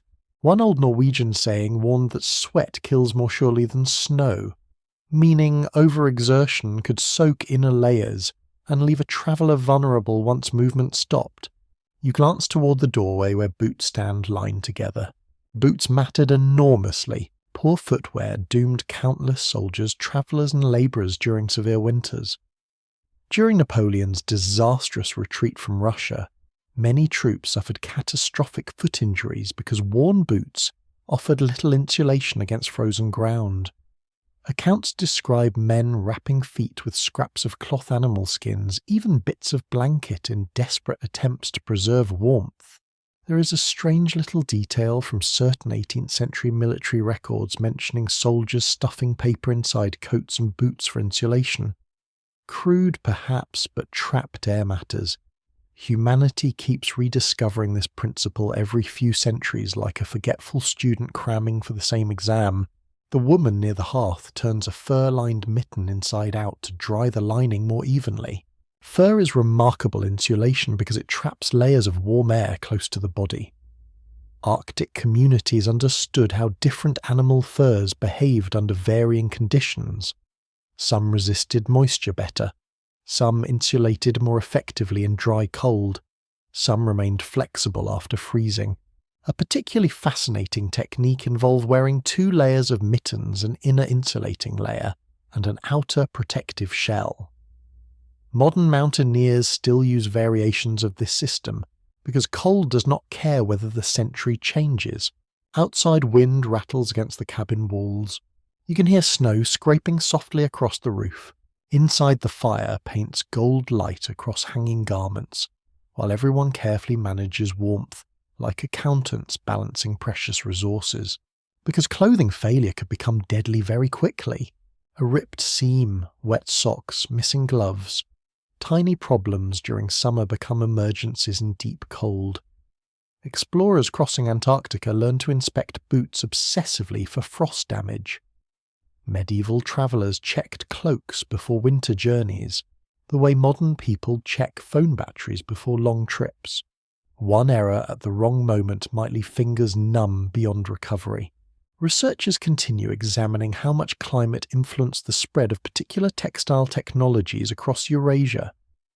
Trade routes carried wool techniques, fur treatments, dyes, and weaving methods between cultures over centuries. Winter clothing became part survival, tool, part cultural identity, and occasionally part superstition. In parts of Eastern Europe, some villagers believed wearing clothing inside out protected travellers from becoming lost in blizzards. Meanwhile, certain Siberian traditions warned against mending garments during storms because damaged stitching supposedly invited bad luck into the home. Cold weather encourages wonderfully specific anxieties. You stretch your feet closer to the fire, pain flares briefly through your toes as circulation improves. It reminds you how fragile exposed flesh truly is. Humans evolved remarkably adaptable brains, but our toes remain surprisingly optimistic about freezing to death. The cabin door opens again. A gust of cold air rushes through the room, carrying flakes of snow. The traveller entering has ice crusted along his scarf and shoulders. Everyone notices immediately that his coat is damp near the chest. Concern passes quietly through the room. Damp means danger. They move him closer to the hearth. Someone hands over dry wool. Another person loosens frozen bootlaces carefully because rough handling can damage cold, stiffened skin. These rituals repeat across centuries of winter survival. Remove wet clothing. Restore warmth gradually. Feed the exhausted body. No speeches, just practice responses. One medieval source from Alpine monasteries described monks maintaining spare winter garments specifically for stranded travellers. Hospitality during harsh winters was not merely kindness, it was emergency infrastructure. A warm cloak and dry socks could determine whether somebody lived through the night. You remember the mountain ridge from before wind tearing across exposed snowfields. You remember the sea spray freezing against your hood. In every environment the same truth returned: the body loses heat constantly, and clothing acts as a fragile moving shelter wrapped around living skin. The fire crackles louder as fresh wood catches. Your own layers have nearly dried now. Wool softens again near the seams. Leather loosens slightly with warmth. You slide your hand back into the glove and immediately notice the difference. Heat retained. Fingers less clumsy.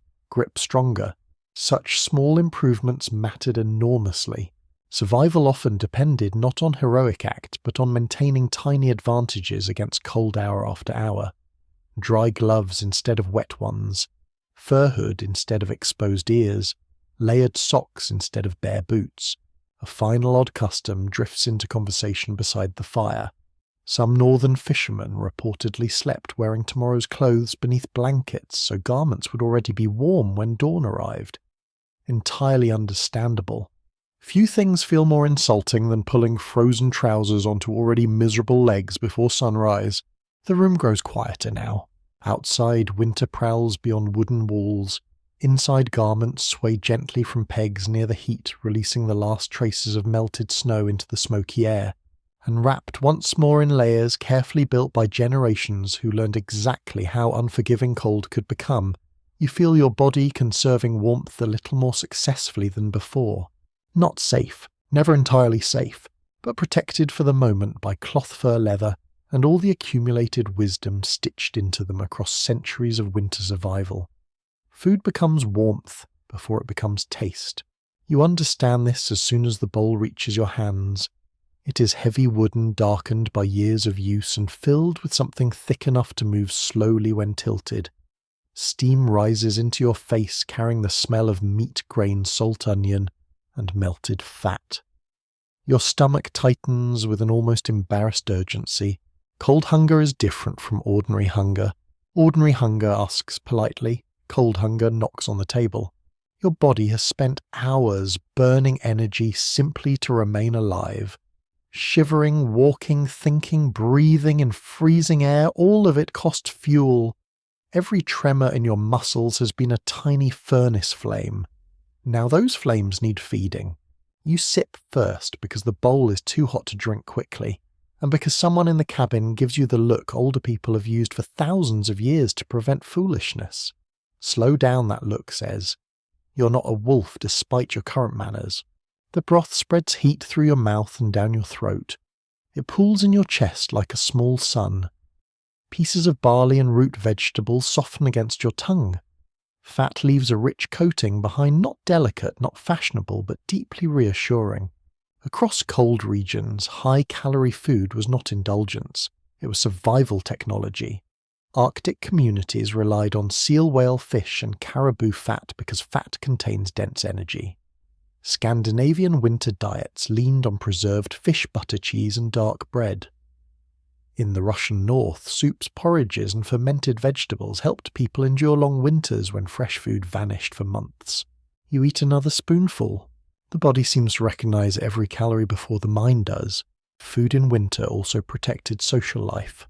People gathered around pots, ovens, hearths, and lamps. A shared meal meant more than nourishment. It meant you were still among the living, still seen, still included within the warm circle. A starving cold person is dangerously alone even in a crowd. During long winters of the early modern period, many European households organized daily life around the hearth and the storage cellar. Grain bins smoked, meats, dried peas, salted fish, cheese wheels, and preserved fruits were not cozy rustic decorations. They were the difference between waking in spring and not doing so. The Little Ice Age, a period of cooler climate affecting parts of the world roughly from the late medieval era into the 19th century, placed real pressure on harvests in many regions. Failed crops, shorter growing seasons, and harsh winters could create hunger that made cold even deadlier. A well-fed body endures winter better than one already weakened by scarcity. You glance at the pot hanging above the fire. It bubbles gently with a sound almost like breathing. A curious practice from several northern communities involved keeping stew going for days, sometimes adding scraps continuously so that yesterday's meal became today's base. Modern food safety inspectors might raise an eyebrow so high it needs its own chair, but in a cold climate with a hot enough pot the method could stretch resources efficiently. You take another careful mouthful. Outside the cabin, snow strikes the shutters in soft bursts. Inside, people eat quietly with the seriousness of those who understand that warmth is made not only from firewood, but from stored summer. That is the hidden miracle of winter food. Every bite carries another season inside it. The grain in your bowl once grew under sun. The dried herbs once stood green in soil. The animal fat came from creatures that grazed, swam, or wandered when the world was not frozen. Eating in winter is a kind of time travel, a way of importing July into January. People living in cold climates built entire calendars around this idea. Harvest slaughter, smoking, drying, fermenting, salting, storing. These were not quaint traditions. They were survival systems. In Korea, kimchi making before winter became a communal act of preservation. In Northern Europe, curing fish allowed coastal communities to store protein through cold months. In Central Asia, dried dairy products and preserved meat supported herders through freezing seasons.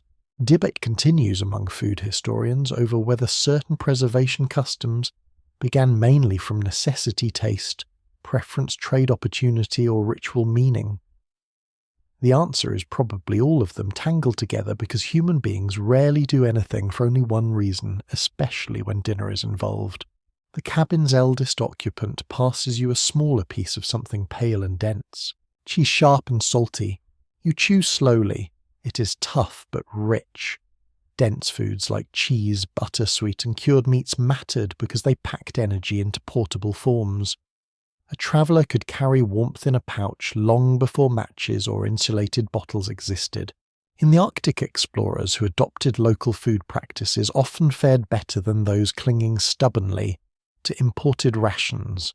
Some European expeditions initially recoiled from eating raw or fatty local foods, only to discover that indigenous diets were perfectly suited to extreme environments. The body in cold does not care whether a meal matches your childhood table manners. It wants fuel. You smile faintly at the thought of an elegant officer confronted with seal blubber and realizing with deep personal sorrow that the locals were right. The fire snaps. Someone adds bones to the pot for flavour and minerals. Bone broth appears across many cold climate food traditions because nothing edible was wasted when winter pressed hard. Marrow was prized. Fat was saved. Even scraps became soup. There are old stories of travellers carrying lumps of frozen broth or blood sausage tucked in cloth, thawing them over small fires when shelter allowed. Not exactly glamorous trail snacks, but glamour, as we have established, performs poorly in blizzards. Your hands grow steadier as you eat. This is not imagination. Food gives your body fuel to restore heat repair tissue and continue shivering if necessary. Warm liquid also helps morale. The psychological power of hot food in cold conditions is enormous. Armies knew it. Monasteries knew it. Village households knew it. A soldier with hot soup might still be miserable, but he is miserable in a more durable way. During World War campaigns in winter climates, commanders learned repeatedly that hot rations could influence endurance and morale. In frozen trenches, mountain fronts and snowbound camps, kitchens were not secondary. They were lifelines. A cold army without food quickly became a collection of tired individuals thinking privately about survival. You finish the bowl and feel the difference spreading slowly. Not strength exactly, not yet, but less emptiness. Your shoulders settle, your breathing slows. The ache in your fingers remains, but it no longer feels endless. The mind too brightens slightly. Thought returns from the fog with a blanket around its shoulders, muttering about the inconvenience. Around you the meal continues. Bread is torn and shared. Someone scrapes the pot sides with a wooden spoon. Someone laughs softly at a joke you missed. The sound blends with the fire until the room seems held together by warmth, food, and breath. Outside winter waits in absolute patience. It can strip heat from skin-numb fingers, fog the mind, and invite the tired body into stillness. But inside this room, with fat glistening on broth and steam, rising in gentle curls, you feel how humans answered cold, with storage, cooking, sharing, and stubborn appetite. The body's inner fire does not burn from courage alone. It burns from calories, and tonight, spoon by spoon, you feed it. The cup is offered with kindness, and that is what makes it dangerous. It is small, warm, between two hands, and filled with something dark that smells of smoke, herbs, and alcohol. Around the hearth, faces glow amber in the firelight. Outside, wind combs the roof with icy fingers. Inside, someone gives you the old reassuring nod that people have given cold travellers for centuries. Drink, warm yourself. The idea feels ancient, comforting, almost obvious. And it is wrong. Alcohol has worn the costume of winter medicine for a very long time. A dram of brandy before the road, a cup of spirits after rescue, wine warmed with spices beside the fire, rum issued to sailors in freezing weather. These things appear again and again in historical accounts, not because alcohol truly protected people from hypothermia, but because it felt as though it did. That is the trap. You lift the cup but do not drink yet. Alcohol can make the skin feel warmer because it widens blood vessels near the surface. Blood moves outward. Cheeks flush. Fingers may tingle. For a moment warmth seems to return. Lovely, yes. Except that the body is now sending heat toward the cold air, where winter accepts it with excellent manners and steals it immediately. Your core may cool faster while your skin reports comfort. That is a nasty little betrayal. Sailors knew rum well. In the British Royal Navy, daily rum rations became a famous institution for centuries. Though the purpose was not simply cold protection, It belonged to discipline, morale, tradition, and frankly, the naval understanding that life aboard ship was often damp, cramped, terrifying, and in need of something. In polar voyages, spirits appeared in supplies and rescue stories, but the relationship between alcohol and survival was complicated at best. You remember the frozen deck, the salt spray, the rope stiff as iron. A sailor handed a cup of rum after an icy watch might feel revived. But feeling revived is not the same as being safer. One physician in the 19th century warned that alcohol gave the sensation of heat without the reality of it. That phrase could sit comfortably beside many bad ideas humans have cherished. Fashionable shoes, invading Russia in winter, trusting a goat near laundry. Beside you the cabin keeper warms another pot over the fire. This one smells different. Grain honey, perhaps maybe cloves. Mulled drinks filled winter tables across Europe. Heated wine with spices appeared in medieval and early modern households, partly for taste, partly for comfort. Partly because people loved turning every medical theory into dinner. Spiced wine itself was not always foolish. A hot drink could provide liquid warmth and morale. The issue was the alcohol, especially when someone was already dangerously cold, tired, confused, or unable to judge their condition. Medical historians still disagree over how widely ordinary people understood alcohol's risks in severe cold before modern physiology became common knowledge. Some argue that many communities recognized from experience that drunk travellers froze more often. Others think the comforting myth of the warming drink remains stronger than observation for centuries. You can see why. The cup smells inviting. It belongs to firelight company and survival stories told after the worst has passed. It is hard to distrust something handed to you by a person trying to help. In Russia, Poland, Scandinavia, Britain, Canada, and many other cold regions, spirits became wrapped in winter identity. Vodka in freezing villages, aquavit after northern fishing, whiskey in highland weather, brandy carried by travellers. Alcohol marked hospitality as much as medicine, but winter punished the difference between ritual and rescue. A drunk person loses coordination. Judgment softens. Clothing may be loosened because the skin feels hot. A tired traveller may stop caring about shelter. The mind already vulnerable to cold becomes foggier.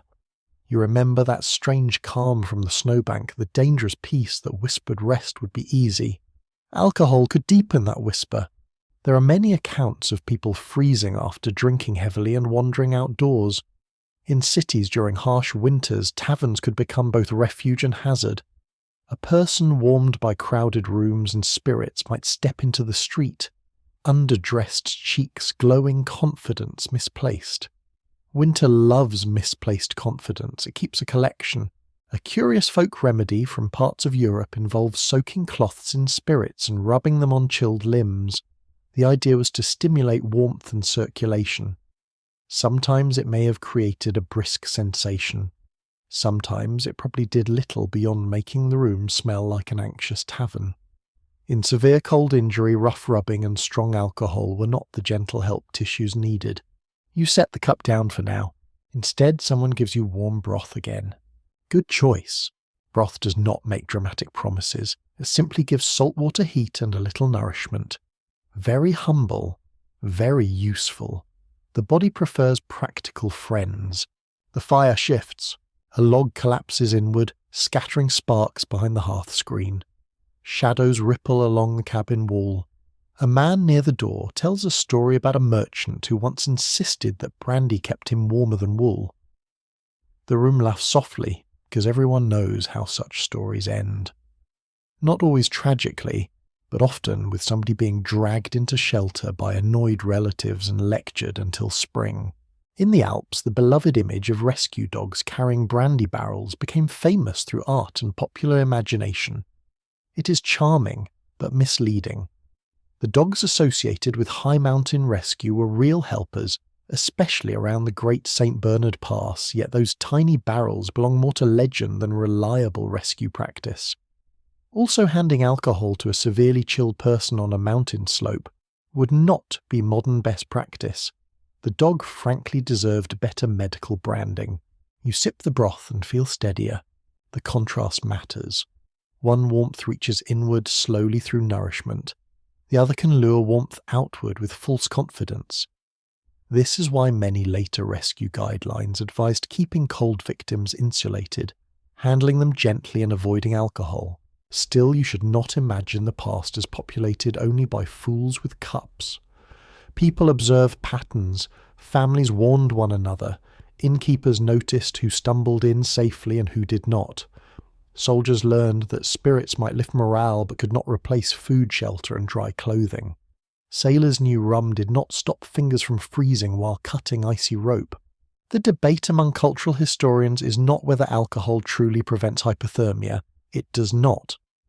The more interesting question is why the belief endured so stubbornly in so many places. Comfort is powerful. Ritual is powerful.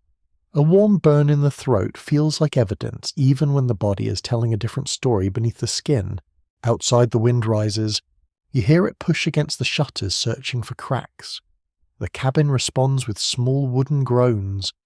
Someone pulls another blanket around their shoulders. Someone else checks that the drying boots are not too close to the flames. The cup still sits near your knee, dark and fragrant.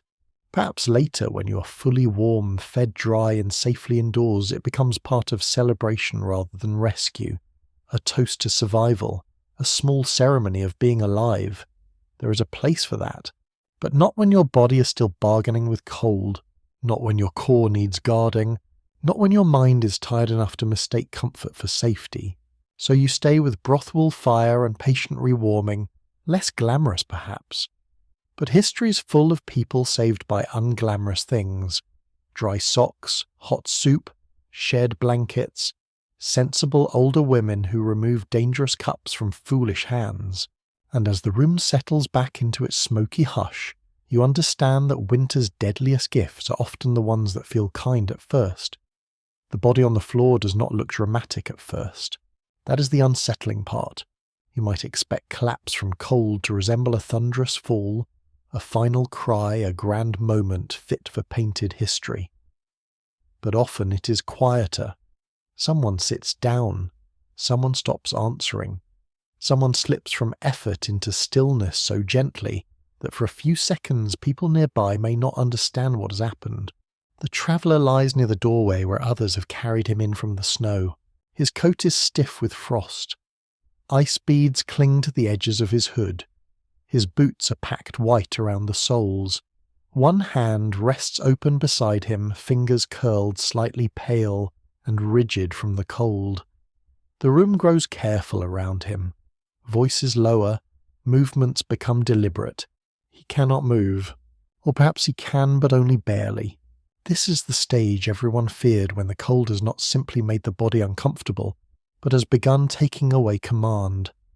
Muscles weaken until standing is impossible. Speech fails. Hands cannot grip. Legs refuse orders. A person becomes heavy, silent, and frighteningly dependent on others. You kneel nearby, close enough to see his breath. It is shallow but present. Good. A woman places her ear near his mouth and watches his chest. Someone else closes the door quickly to keep heat from escaping. The cabin that seemed crowded before now becomes a small rescue room, every person shifting into a role learned from experience rather than formal training. Do not drag him harshly.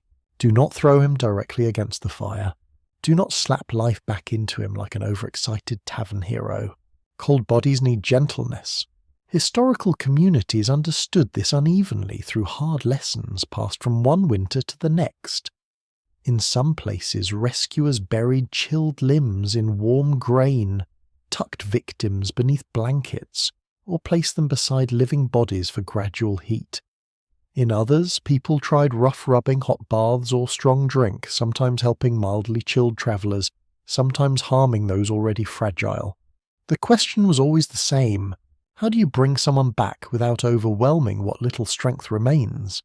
The traveller's clothes are wet beneath the frost. That is bad. Wet clothing keeps pulling heat away.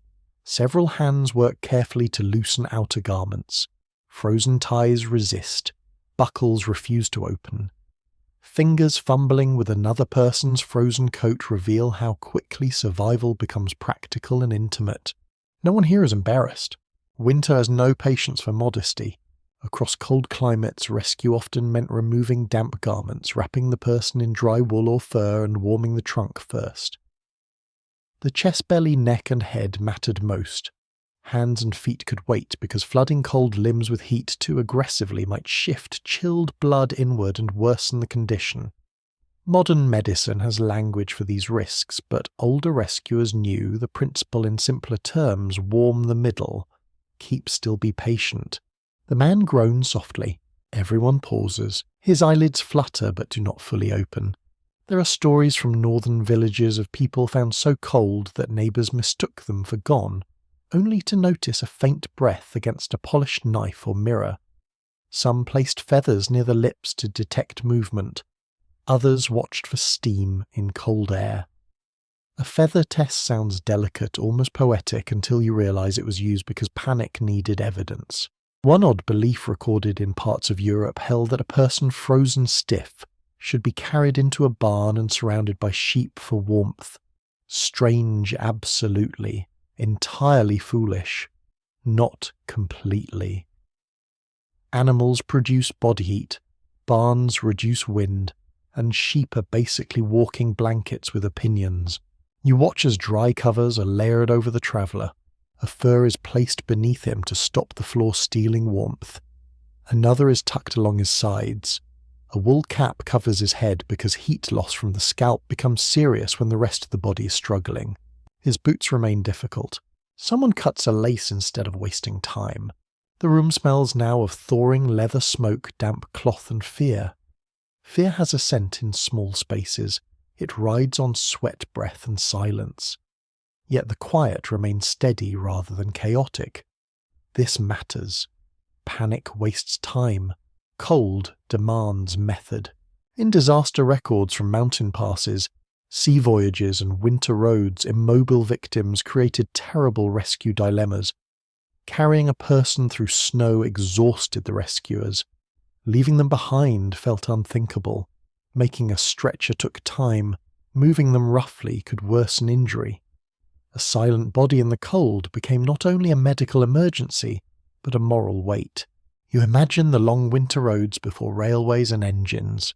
A cart stuck in drift. A traveller unable to stand. Companions arguing in the wind. Do we build shelter here? Do we go for help? Can we carry him? What if the storm worsens? These were not abstract questions. They decided who lived. During polar expeditions, men sometimes became too weak to march, placing the whole party in danger.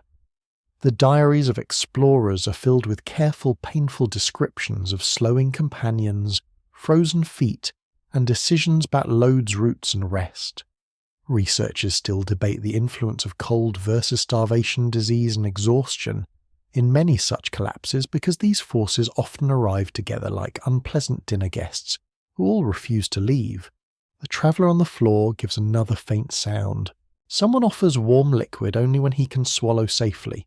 Not too much, not too fast, a little at a time. The aim is not theatrical revival, it is coaxing the body back. You notice his hands. They are not placed near the flames. Instead, they rest wrapped under cloth close to his torso. Fingers can wait. The heart cannot. This lesson appears again and again in cold survival. Protect the core even when the visible injuries are at the edges. A child watches from the corner wide-eyed beneath a blanket. Perhaps this is how knowledge passes too. Not through grand lectures, but through witnessing what adults do when winter brings someone to the floor. Close the door, remove wet clothing, warm gently, feed carefully, keep watch. Outside, the wind moves snow against the cabin wall with a soft brushing sound. Inside, time slows. You count breaths. One, then another, then another. The traveller is not safe yet. Severe cold exposure can be deceptive. A person may appear stable and then worsen. The heart, cooled and irritable, may beat unpredictably. The mind may remain confused. Rewarming can take hours, but he is inside. That is everything. History often remembers those who crossed the pass, survived the voyage, reached the fort, returned from the ice. Less often does it remember the hands that pulled them through doors when they could no longer move, the people who cut frozen laces, the people who gave up blankets, the people who stayed awake all night listening for breath. You sit beside the hearth and feel the memory of your own weakness from the snowbank. That soft urge to stop, that dangerous peace. Perhaps you were closer to this than you wanted to admit. The man's breathing deepens slightly. Not much, enough for the room to release one collective quiet breath of its own. For now, the body that could not move is still here, held within warmth, patience, and the stubborn human refusal to let winter have the final word. Warmth returns slowly, and that slowness saves lives. The traveller near the hearth still is not fully awakened. His face remains pale beneath the firelight lips, slightly bluish eyelashes damp with melted frost. Blankets rise and fall gently with each breath. Around him the cabin has settled into careful vigilance. Nobody rushes. That matters more than you might think. You sit close enough to feel the warmth radiating from the hearthstones into your knees. The fire crackles softly, releasing tiny sparks that vanish upward into the chimney dark. Somewhere in the room, water simmers in a pot with a low murmuring sound, almost like distant conversation. Rewarming a frozen body has always frightened people a little. Cold injuries appear simple from a distance. Someone is freezing, so make them hot again. But the body is not a kettle. It does not appreciate dramatic solutions.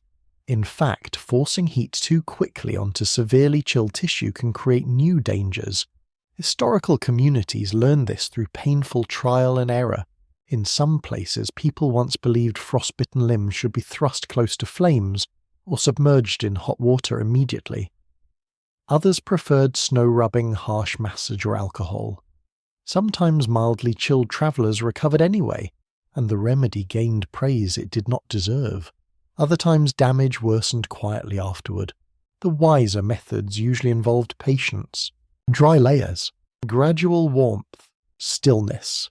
You watch one of the older women change the cloth near the traveller's neck, warm, not scalding, gentle, not rough. She handles him as though he were made from delicate glass. This caution appears repeatedly in survival traditions across northern regions. Arctic hunters rewarmed companions close to shared body heat. Mountain shelters used layered blankets and heated stones wrapped carefully in cloth. Sailors recovering from exposure were often placed below deck away from wind and slowly given warm liquids. The body coming back from severe cold can behave unpredictably. Blood vessels reopen, circulation shifts, pain surges, exhaustion deepens. In extreme cases, even moving a person too suddenly could be risky, because cold-stressed hearts become strangely sensitive. You remember your own hands thawing earlier beside the fire. That fierce aching pulse. Imagine that sensation spreading through the entire body. The traveller stirs again. A weak sound escapes him halfway between a cough and a groan. One of the men beside him immediately steadies the blanket so cold air does not rush in. Another offers a small cup of warm broth, lifting it carefully to his lips. Not alcohol, not icy water, just warmth and salt and nourishment. There is an old account from northern Scandinavia describing a rescue where survivors of a snowstorm were re-warmed using heated stones placed near the chest and groin beneath layers of fur. Whether every detail was recorded accurately remains uncertain, but the principle aligns surprisingly well with modern understanding focus warmth, near the body's centre first. A particularly odd remedy from early modern Europe suggested placing frostbitten feet into freshly slaughtered animal carcasses for warmth. Unpleasant beyond words, yes. Yet beneath the horror movie energy of the idea sits an accidental understanding that living warmth transfers gently. Human history contains many moments where desperation and crude practicality hold hands awkwardly. Outside night has fully settled. The wind no longer gusts sharply. Instead, it hums steadily around the cabin corners. Snow taps softly against the shutters. The world beyond these walls has disappeared into darkness, Inside, everyone moves with quiet economy. Somebody turns drying clothes. Somebody feeds the fire. Somebody checks the traveller's breathing again. This shared attention mattered enormously in historical winter survival. Rewarming could not always be left to one person, because exhaustion affected rescuers too. Entire households sometimes participated. Villages did. Monasteries did. Expedition crews did. Winter emergencies turned warmth into a communal project. You stretch your own fingers slowly. Feeling has mostly returned now, though certain joints still ache deeply. The body remembers cold even after apparent recovery. Muscles stay stiff. Skin remains sensitive. Fatigue clings stubbornly for days. Researchers examining historical cold injuries often note how many survivors likely carried long-term consequences never formally recorded. Numb fingers, chronic pain, reduced mobility, damage to circulation. People continued farming, fishing, marching and travelling despite bodies altered by winter exposure. History is full of wounded survivors whose injuries were too ordinary to enter official records. The traveller's eyes open briefly, clouded at first, then sharper. Confusion passes across his face as he notices the firelight, the blankets, the gathered figures. Someone speaks softly to him, reassuring without overwhelming. That calm tone matters. Severe cold can leave people disoriented even after rescue. Memory may feel patchy. Time slips strangely. You note it as hands twitch beneath the coverings. Good, movement returning. There remains a long-standing medical argument about certain famous hypothermia recoveries where individuals survived astonishingly low body temperatures. Some specialists point to protective slowing of metabolism under extreme cold. Others caution that many older reports were poorly measured or exaggerated over time. Yet the broader truth remains remarkable. The human body sometimes clings to life far beyond expectations if rewarming happens correctly. That possibility shaped rescue culture in many cold regions. Never assume too quickly. Keep warming gently. Keep watching. An old rescue phrase eventually emerged in some medical traditions, suggesting that a severely hypothermic person should not be considered beyond help until fully warmed and carefully evaluated. Grim perhaps, but born from rare recoveries that surprised even experienced physicians. The fire burns lower for a while before fresh wood is added. Orange light flickers across tired faces. Shadows move softly along the walls. You realize how quiet the room has become now that immediate panic has passed. People speak in murmurs. Even spoons against bowls sound softened. Winter teaches energy conservation not only to bodies but to rooms. The traveller drinks another small mouthful of broth. Colour begins returning faintly to his cheeks. Not healthy summer colour. Just a fragile blush of circulation beneath chilled skin. Enough to encourage everyone watching. You think again about the dangerous temptation to hurry warmth. To drag frozen hands directly to flames, to pour strong drink into exhausted bodies. Humans love dramatic fixes because they feel active and decisive, but cold survival often rewards steadiness instead. Blankets tucked carefully, wet socks removed, warmth added little by little. Patience is not glamorous, yet countless lives likely depended upon it. A young boy near the hearth falls asleep sitting upright against a wall wrapped in oversized wool. His head droops forward gently. Someone lifts another blanket over him without waking him. The gesture feels ancient somehow, human tenderness surviving another winter night. Beyond the cabin, snow continues settling across fields, forests, roads, and mountain paths. Somewhere out there, the cold still waits for wandering bodies to grow tired enough to stop moving. But inside this small room, warmth advances inch by inch through frozen flesh. Not violently, not heroically, just steadily, and sometimes steady as enough to pull a person back from the edge where the body had begun quietly shutting its doors against the cold. Winter roads disappear faster than people expect. You see it at dawn when the cabin door opens and the outside world looks newly made. Snow has drifted across yesterday's tracks. Fence posts wear white caps. The path leading toward the valley is no longer a path at all, merely a suggestion beneath pale blue shadows. A person can vanish quickly in weather like this. Not dramatically, just quietly. A missed turn, a broken axle, a horse refusing a frozen crossing, a traveller deciding to rest beneath trees for only a moment. Entire communities in colder regions understood this danger deeply, which is why survival in winter often depended less on individual toughness and more on systems of watching. Villages learned to keep count of one another. You wrap yourself in dried wool layers and step outside. The air stings immediately inside your nose. Smoke rises from chimneys across the valley in thin grey ribbons. Somewhere far off, an axe strikes wood with slow rhythmic knocks. Life continues even in severe cold. Animals need feeding. Wells need clearing. Roads need checking.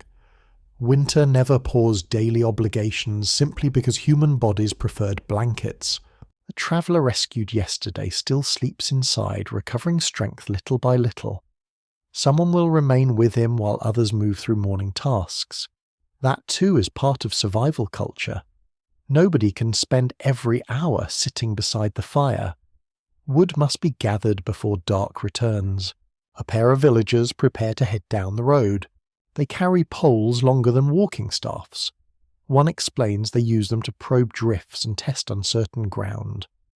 Deep snow can hide ditches, streams, or weak ice. In mountain and northern regions, tools like these became extensions of survival instinct. You join them. The snow squeaks sharply beneath boots colder than yesterday. Trees stand silent under heavy white layers, branches creaking occasionally in the wind.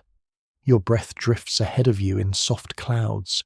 Along winter roads, communities often created informal rescue networks, long before organised emergency services existed. Inns placed lanterns in windows during storms. Church bells rang when travellers went missing. Farmers checked known routes after blizzards. In some northern settlements, villagers tied ropes between buildings during whiteout conditions so people could navigate short distances without becoming lost steps from home. The body weakens quickly once stranded.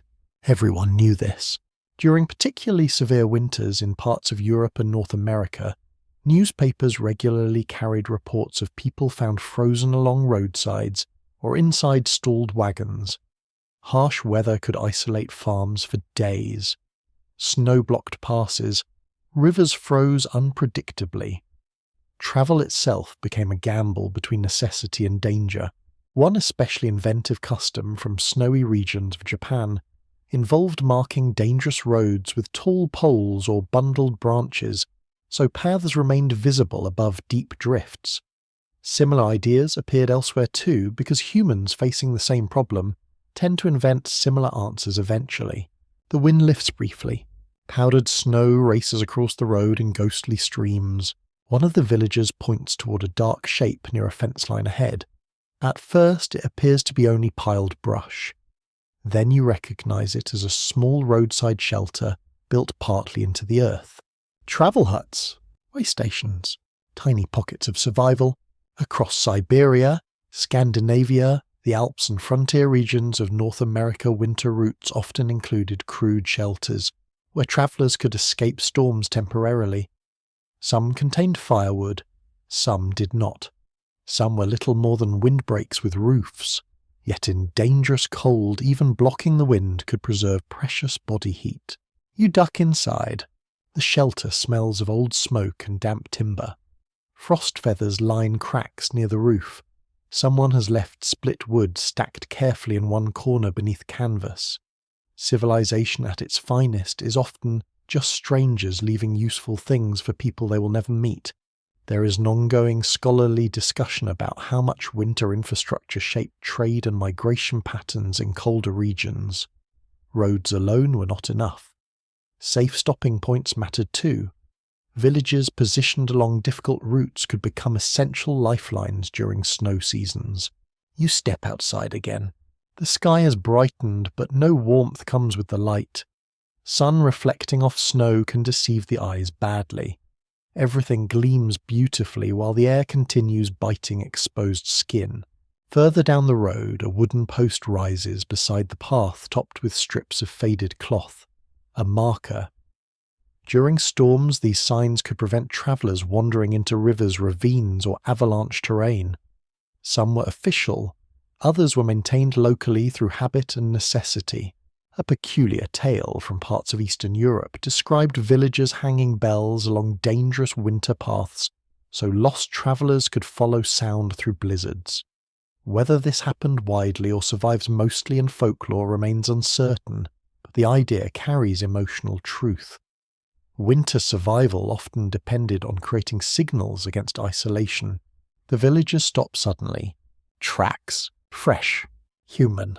A single line of footprints crossing the road toward the woods. Everyone studies them quietly. The prints stagger slightly. Not a good sign. Uneven spacing suggests fatigue, perhaps confusion. One villager kneels, touching the edge of compressed snow with gloved fingers. Recent. You follow the tracks carefully between dark trees. Immediately the forest muffles sound again. Snow hangs thick on branches overhead. The footprints drift sideways at times as though the walker struggled to maintain direction. You know enough now to feel unease immediately.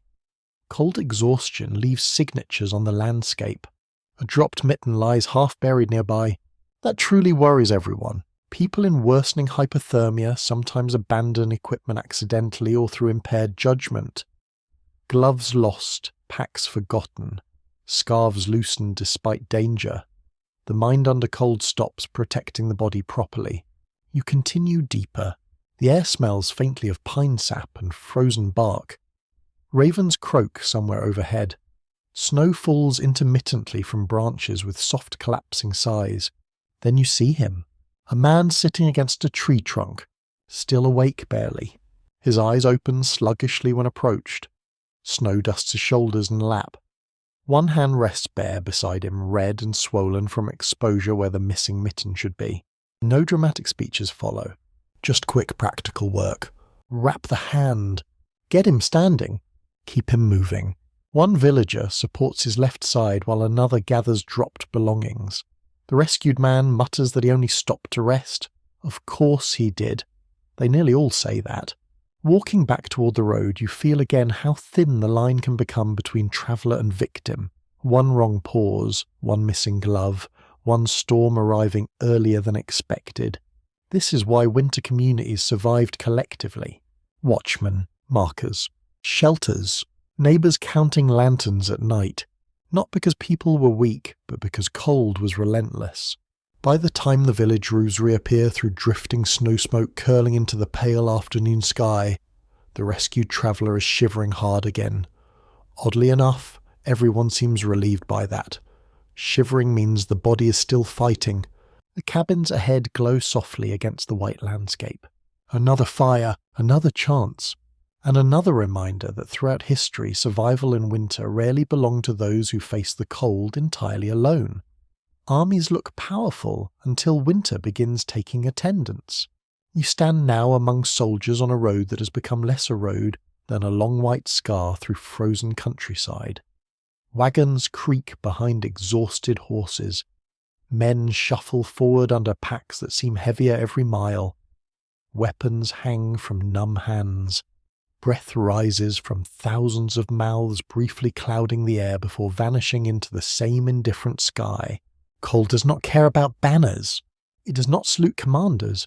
It enters boots, sleeves, tents, muskets, bread sacks and bones with equal enthusiasm. The marching column moves slowly because everyone is tired and everything is difficult.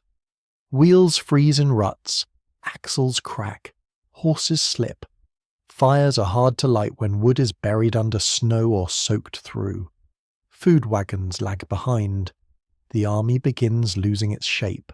You hear the sound of it all around you. Coughing, boots dragging, harness bells clinking faintly, a man cursing at a frozen buckle, another muttering a prayer through chattering teeth. Somewhere ahead an officer shouts an order that dissolves in the wind before it reaches the rear. Winter warfare has repeatedly humbled confident armies. Napoleon's 1812 invasion of Russia remains the most famous example for many listeners, and for good reason. The Grande Armée entered Russia with enormous strength, but retreat through freezing conditions, hunger, disease, and pursuit devastated it.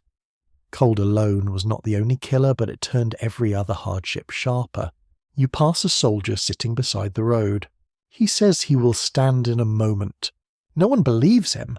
Two companions pull him upright by the arms, not gently enough to be pleasant, but kindly enough to be necessary. His legs buckle once before he regains balance. When bodies begin shutting down in an army, discipline becomes rescue work. Marching is no longer strategy. It is group survival. Soldiers were especially vulnerable because military life demanded movement despite weather. A farmer might stay near the hearth during a storm. A soldier marched because someone with a plume on his hat thought geography could be negotiated by shouting. History is filled with such optimism. Your feet ache inside boots stiffened by ice. Military footwear often decided more than commanders admitted. During winter campaigns, poor boots meant frostbite, slow movement infection, and abandonment of equipment. In many armies, soldiers wrapped feet in cloth when shoes failed. Russian soldiers traditionally used footcloths called portyanki instead of socks, wrapping fabric around the feet inside boots. Properly done, these could be warm and practical. Improperly done, they became lumps of misery. The foot, it turns out, appreciates competent administration. Along the collar, men stamp and swing arms when halted. Stopping too long is dangerous. Yet pushing onward is also dangerous. The body caught between exhaustion and cold receives no good options. A supply cart is overturned in the snow. Barrels lie scattered. One is broken open, spilling frozen peas across the road like green shot. Soldiers scoop them up anyway. Food is too precious for dignity. Armies in winter survived or failed by supply systems. Hot meals, dry tents, spare clothing, and steady fodder for animals mattered as much as courage. During the Crimean War in the 1850s, British troops suffered terribly from cold disease and supply failures during the siege of Sevastopol. Reports of inadequate clothing and poor conditions shocked the public back home. Knitted comforts, improved logistics, and nursing reforms became part of the wider response. The war helped popularize the balaclava, a knitted head covering named after the Battle of Balaclava. So yes, one legacy of imperial warfare is the winter hat that makes everyone look as if they are either climbing a mountain or about to rob a bakery. A gust cuts across the road. Men turn their faces away in near unison. Snow pellets strike coats and hats. The air smells of horse sweat, smoke from distant campfires, leather, and the sour odour of bodies trapped too long in damp wool. You continue into camp by dusk. The scene is not the neat arrangement shown in tidy military paintings. It is chaos softened by snow. Tents sag under frozen crust. Fires sputter. Men crowd close to flames, hands extended. Some try to dry socks on bayonets or sticks. Others chew hard bread softened in melted snow. A few stare silently into the fire with expressions that suggest thought. Itself has become too expensive. Military historians continue to examine how much winter weather directly caused famous campaign failures, compared with planning errors, disease hunger, local resistance, and collapsing supply lines. But from the perspective of a freezing soldier, the distinction feels rather academic. Whether cold is the main villain or simply the villain's enthusiastic assistant, your toes still cannot feel anything. Inside a tent, a surgeon examines frostbitten feet by lantern light. The smell is wool, wax, damp canvas, and fear. Men wait their turn quietly. Some still joke, because soldiers have always made jokes in terrible places. Humour is another kind of fire, small but useful. Treatment options were limited. Warmth-rest dry covering, sometimes amputation in severe cases, though we need not linger there in bedtime detail. The important part is that cold injuries removed soldiers from action without a single enemy blade touching them. armies could be defeated by frozen ground as effectively as by cannon. Outside, a drummer boy curls near a supply chest wrapped in an oversized coat. Someone nudges him awake before he sleeps too deeply in the cold. Young soldiers, older veterans, horses, camp followers, nurses, cooks, everyone suffers when winter enters camp. You see women near a wagon distributing cloth strips for wrapping hands and feet. Civilian followers of armies often performed essential labor, cooking, mending, nursing, carrying supplies. Their cold survival rarely receives the same dramatic attention as battlefield courage, but without them camps collapsed faster. A dry sock passed at the right moment could matter more than a speech from a general. The fires burn low as night deepens. Fuel shortages are common. Armies consume nearby wood rapidly. Once trees are stripped and fences broken for firewood, soldiers must range farther, exposing themselves to more cold. In some campaigns, men burned furniture doors, carts, even parts of abandoned buildings. War against winter often became war against every wooden object in sight. You lie among others beneath rough blankets packed shoulder to shoulder. The shared warmth helps, though elbows and knees complain softly in the dark. Beyond the tent, cloth wind moves like an animal nosing for openings. A horse whinnies somewhere sharp and unhappy. Snow slides from canvas with a muffled thump. You think of the lone traveller rescued near the village road. Now imagine thousands like him, tired, hungry, underclothed, ordered onward. Cold scales upward terribly. One person freezing is a tragedy. An army freezing becomes policy failure written across a landscape in footprints and abandoned wagons. Yet even here bodies fight. They shiver, they curl inward. They conserve heat around the heart. They wake one another. They share blankets, soup jokes, and curses.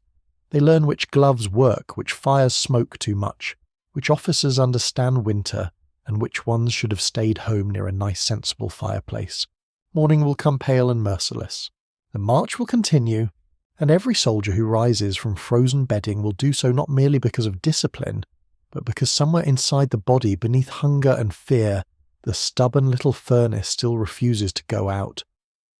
The polar camp wakes under a sky that seems too large for human confidence. Everything is white-grey and pale blue. Snow stretches outward in every direction, broken only by low ridges of pressure ice, and the dark shapes of tents half buried against the wind.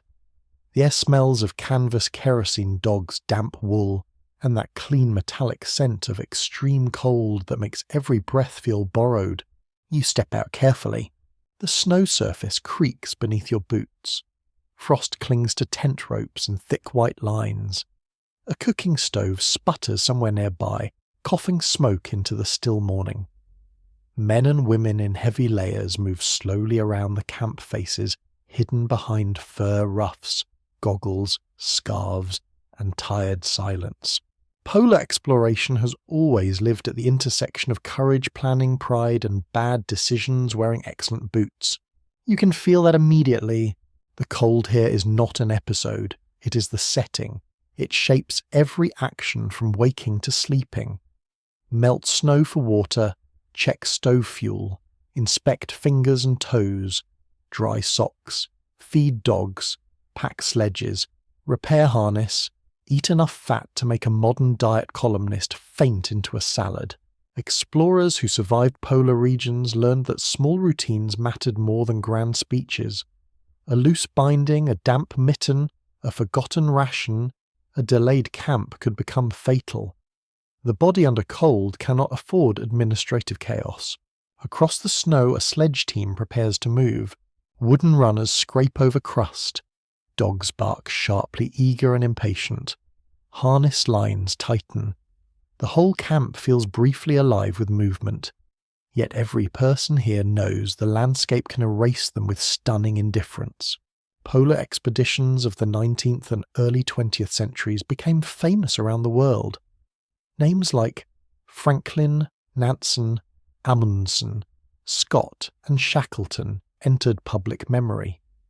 Their journeys produce scientific observations, imperial prestige, heroic myth, and in several cases heartbreaking disaster. You walk beside the loaded sledge as it begins crossing uneven ice. The sound is constant. Runner scraping, snow crunching, dogs panting, breath freezing on scarves. Somewhere underfoot, sea ice groans softly, a deep sound like a door opening in the earth. The body responds to this world with constant defensive work. Blood retreats from the skin, muscles burn fuel. The mind monitors danger while also fighting boredom, monotony and fatigue. Polar travel often meant hours of repetitive movement through scenery that changed subtly but not kindly. White ridges, blue shadows, grey horizon, white ridges again. No wonder explorers became obsessed with routine. Routine kept people sane. Routine kept hands moving before they froze. The 1911 race to the South Pole offers one of the clearest lessons in cold planning. Roald Amundsen's Norwegian team reached the pole and returned safely using skis dogs, carefully planned depots and clothing influenced by Arctic experience. Robert Falcon Scott's British party reached the pole later and died on the return journey weakened by cold hunger, exhaustion and storms. The comparison has been argued over for more than a century, because history loves a tragic contrast almost as much as it loves blaming someone. Researchers still dispute the exact balance of planning choices, weather, nutrition, transport methods and luck in Scott's final disaster. But the cold was not merely background scenery. It magnified every mistake and punished every delay. You pause while the party adjusts a load. One person removes a mitten for only a moment to tighten a strap. Instantly the exposed hand reddens. The mitten goes back on quickly. Everyone notices. Nobody laughs. Humour survives in polar camps, yes, but bare skin in severe cold is not a punchline. Or perhaps a very short punchline followed by medical concern. Some polar clothing systems borrowed heavily from indigenous Arctic knowledge. Fur garments, loose layers, wind protection, and careful boot construction often outperformed rigid European assumptions. Explorers who learned from Inuit and other northern peoples gained practical advantages. Those who dismissed local expertise risked becoming very cold examples of cultural arrogance. A strange but real detail from polar travel involves sleeping bags freezing from breath moisture. Exhaled vapour could collect and freeze in fabric or fur, making bedding heavier each day. Imagine waking inside your own gradually stiffening cocoon of frozen breathing. Nature really does enjoy paperwork. At camp that evening, the tent interior becomes a cramped world of careful movements. A stove burns with precious fuel. Snow melts slowly in a pot. Socks hang wherever warmth allows. Frost forms on the inner canvas. People avoid touching metal with bare skin. Every object has a place because fumbling wastes heat and patience. Food is enormous. Pemmican biscuits, butter, chocolate, dried meat, tea. Dense calories disappear quickly in polar travel. Shackleton's endurance expedition stranded after the ship was crushed by Antarctic ice in 1915, survived through extraordinary discipline, improvisation and leadership. The crew endured months on ice and open boat journeys before rescue. Their story remains famous not because things went smoothly, but because nearly everything went wrong, and yet the group survived. You sit near the stove while someone cuts pemmican into portions. It smells fatty and intense, not exactly a bedtime snack for modern taste, but perfect for feeding the inner furnace. The body in cold wants energy more than elegance. Explorers who miscalculated rations weakened rapidly. Once shivering, hauling and exposure burned through reserves, even strong people became slow and vulnerable. Outside, the wind rises across the ice. The tent fabric snaps. Snow hisses along the ground. A lantern flame trembles. Conversation fades for a moment as everyone listens. This listening is part of polar survival. Weather speaks through fabric ice dogs and snow. A storm building. A crack widening. A shift in pressure ridges. Experienced travellers learn to interpret sounds others might ignore. Old expedition diaries often include curious rituals for morale reading aloud, keeping strict meal times, celebrating holidays in tents, staging tiny theatrical performances, even playing games while trapped in ice. It sounds charming, until you realize these were psychological survival tools. The mind also needs shelter. Without it, cold finds another opening. One Arctic party reportedly held formal dinners with imaginary menus during miserable conditions, naming courses they absolutely did not possess. Soup of fantasy, roast beef of denial, pudding of please let this end. Honestly, one respects the commitment. You crawl into a sleeping bag, later fully dressed in layers boots placed carefully where they will not freeze too hard by morning. Darkness settles. Not complete darkness, because snow seems to hold light even at night. The tent glows faintly from reflected moon and starlight. Beside you, breathing slows one by one. Outside, ice groans again in the distance. The cold presses against the tent walls patiently. You understand now that polar survival was never only about reaching a blank point on a map. It was about managing the body hour by hour while the world tried to pull heat, judgment, and hope away. Some explorers survived through knowledge, humility, and routine. Some did not. Many hovered between the two, held by luck as thin as canvas in a gale. And as sleep approaches carefully, you feel the old lesson again: in cold places bravery matters, but dry socks, hot food, good shelter, and listening to people who already know the land matter even more. By now you know the body has its own quiet wisdom in the cold. It narrows blood vessels, it shivers, it guards the heart, it gives up comfort at the fingers and toes so the center can keep burning. But human beings, being human beings, have never been content to leave survival entirely to biology. We add stories, we add charms, we add remedies involving grease bells, smoke prayers, animals, strange teas, and occasionally ideas so peculiar that even winter must pause and admire our confidence. You sit in the cabin as evening returns, listening while people trade old advice beside the fire. Some of it is practical, some of it is questionable, some of it sounds as though a tired grandmother invented it during a blizzard and everyone was too cold to argue. Outside snow falls in a soft, steady curtain. Inside the room, smells of herbs drying near the rafters, wool warming by the hearth, and the thick, dark stew that has become at this point practically a supporting character. A woman crushes dried leaves into a cup and pours hot water over them. The steam rises, green and bitter. Herbal drinks were common winter remedies across many cultures. Mint, pine needles, juniper, ginger spruce tips, willow bark, whatever the landscape offered. Some helped with hydration, comfort, or minor symptoms. Others mainly gave people something warm to hold while looking medically serious. And honestly, that has value too. A warm cup in both hands can steady a frightened person. In cold climates, folklore often blurred the line between treatment and ritual. People wore protective charms before winter journeys.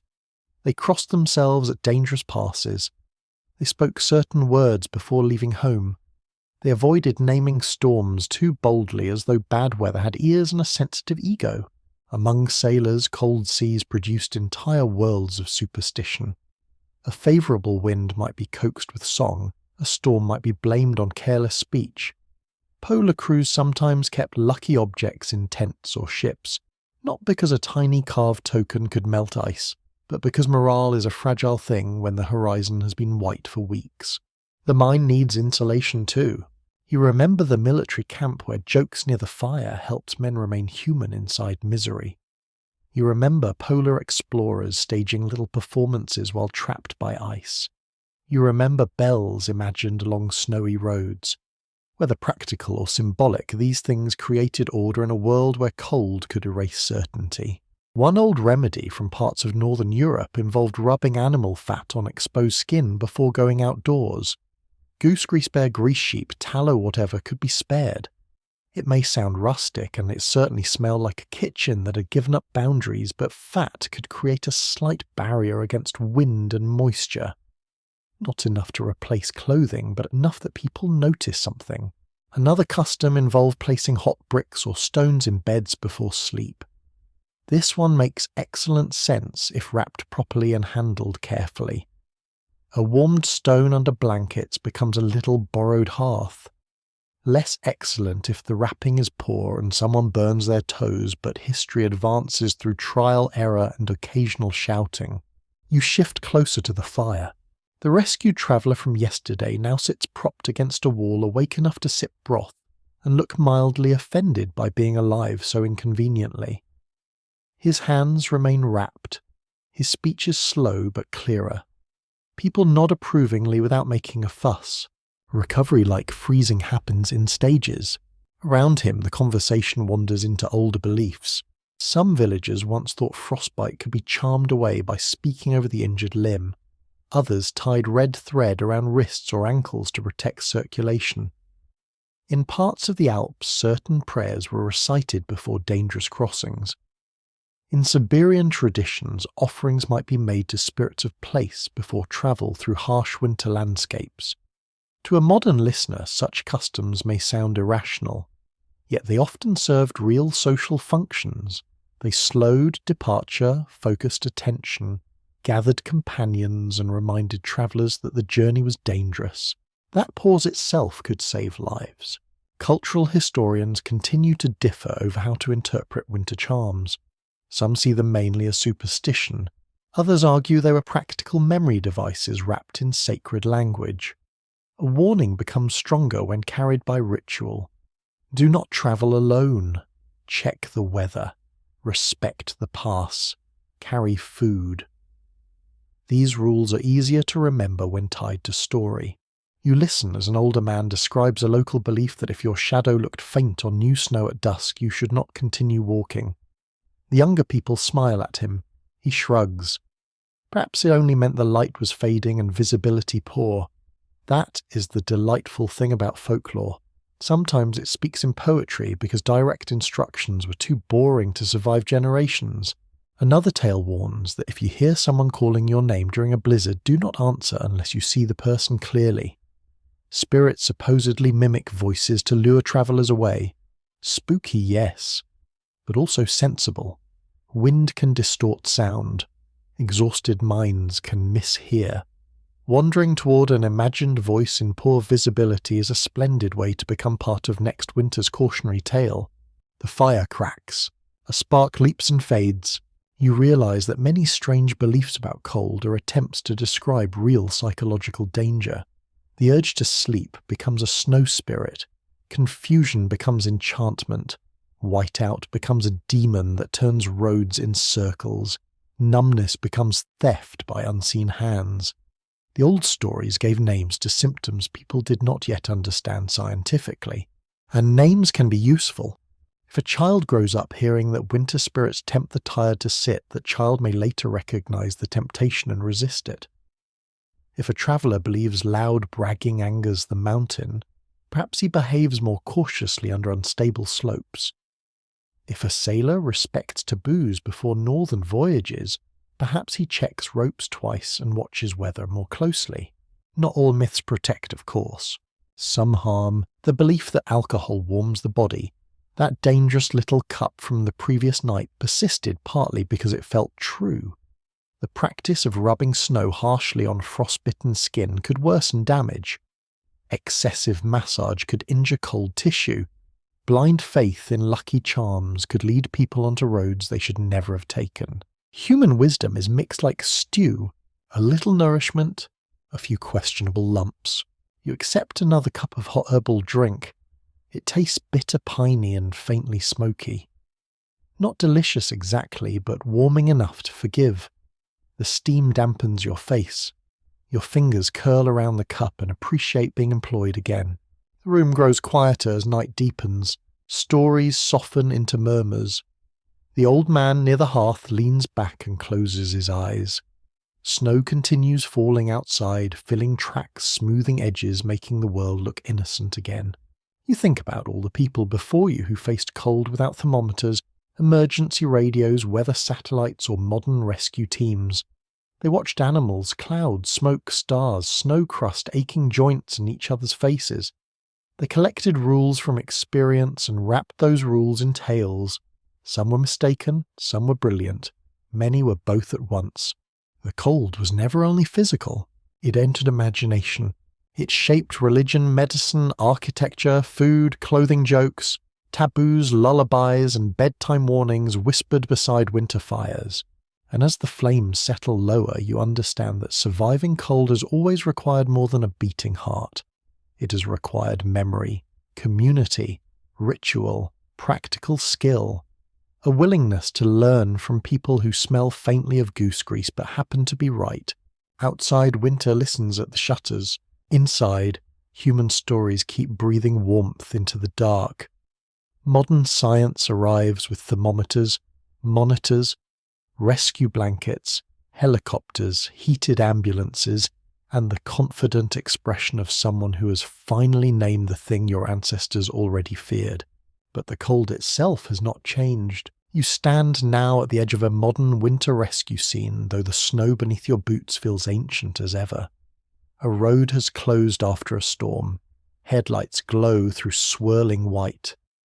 Emergency workers move in reflective jackets, their breath silver under portable lamps. A stretcher waits near a vehicle with open doors and warm light spilling from inside. The sounds are new. Radio voices, engines idling, plastic equipment clicking. Yet beneath these modern noises the old pattern remains. A body has grown too cold. It must be found, protected, warmed, watched, and not handled foolishly. Science has clarified what history learned through suffering. The body loses heat in several ways, to cold air, to icy water, to frozen ground, to wind, to wet clothing. It defends itself by narrowing blood vessels, shivering changing behavior, and prioritizing the core. When those defenses fail, hypothermia begins. Thinking slows. Coordination fades. Speech thickens. Judgment weakens. In severe cases, shivering stops, consciousness dims, and movement may become impossible. You have walked through all of that now. Forest, sea, mountain, village road, army camp, polar ice. The settings changed, but the body kept telling the same story. A rescuer kneels beside a person wrapped in insulating blankets. The victim's wet coat has been opened carefully. Warm packs rest near the chest and neck, not directly on bare frozen hands. Someone checks breathing. Someone speaks calmly. Nobody pours brandy between pale lips, which shows progress as a species. A small progress, perhaps, but we accept victories where we can. Modern rescue often emphasizes gentle handling, insulation from the ground, removal from wind-dry coverings, and controlled rewarming.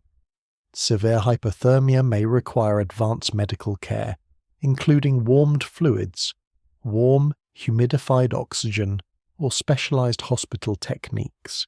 In some cases, machines can help warm the blood itself. That sounds astonishing, almost futuristic, and yet the foundation remains familiar. Keep the core warm. Keep the person sheltered. Do not mistake quietness for safety. People studying cold injury still discuss why certain individuals survive temperatures and conditions that seem almost impossible. Age, body size, immersion, time exhaustion, clothing, alcohol, nutrition, rescue speed, and chance all matter. Cold can sometimes slow metabolism in ways that protect the brain for a time, especially in icy water, but it is not magic. Survival is never guaranteed. The old winter rule still stands: respect the cold before it starts negotiating. You watch steam rise from the ambulance doorway. Inside, the rescued person is being monitored carefully. Their skin looks waxy, but their chest moves. A medic speaks in a low, steady voice, the modern cousin of every village woman, monk, sailor hunter, and watchman who ever leaned over a cold body and whispered, "Stay with us." Technology has improved the odds, but it has not replaced attention. A phone call can summon help, yes, but someone must notice that a companion is stumbling. A rescue blanket helps, yes, but someone must unfold it before the body cools further. Weather forecasts warn of storms, yes, but someone must decide not to push onward because pride is wearing thin gloves. The smartest old instincts still matter. Eat enough. Stay dry. Block the wind. Keep moving when movement is safe. Stop before exhaustion becomes confusion. Warm slowly. Watch one another. Modern survival courses teach these lessons with diagrams and demonstrations, while older cultures taught them with stories about snow spirits, bells, bad roads, and relatives who got themselves nearly frozen because they thought they could make it home before dark. Different packaging, same warning. A curious modern detail is the shiny emergency blanket, often called a space blanket. It looks flimsy, almost silly, like something used to wrap leftover moonlight, but it can reduce heat loss by reflecting radiant warmth and shielding from wind when used properly. Ancient travellers would have admired it, then immediately asked whether it came in a fur-lined version. Nearby, a rescue worker pours hot drink into a cup for another stranded driver. Not alcohol, tea. Sweet, warm, practical. The driver holds it in shaking hands while wrapped in a blanket, looking both embarrassed and deeply grateful. That expression is timeless. Every rescue person since the beginning of winter has worn some version of it. Cold has a way of stripping away illusion. You may believe you are self-sufficient, modern, clever, equipped. Then your fingers stop obeying, your thoughts slow, your boots freeze, your phone battery fails.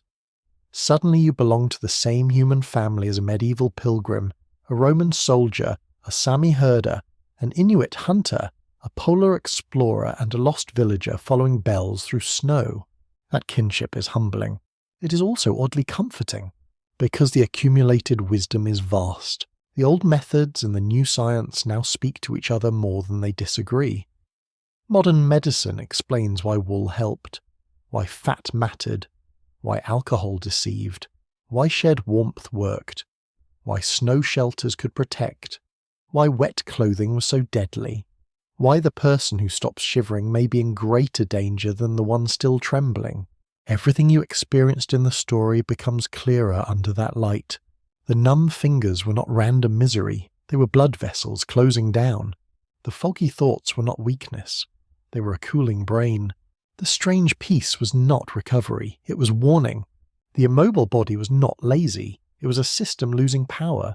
The slow rewarming was not hesitation, it was care. Researchers in medical history continue to reassess old survival accounts with modern understanding, asking which reported miracles might reflect real physiology, which remedies accidentally helped, and which tales grew larger in the telling. But even when the science corrects the folklore, it often reveals that ordinary people noticed more than we assume. They lacked laboratory terms, not intelligence. You look back toward the dark roadside. Snow still falls under the lamps. Each flake appears briefly bright and delicate, then vanishes into the ground whiteness. The ambulance doors close.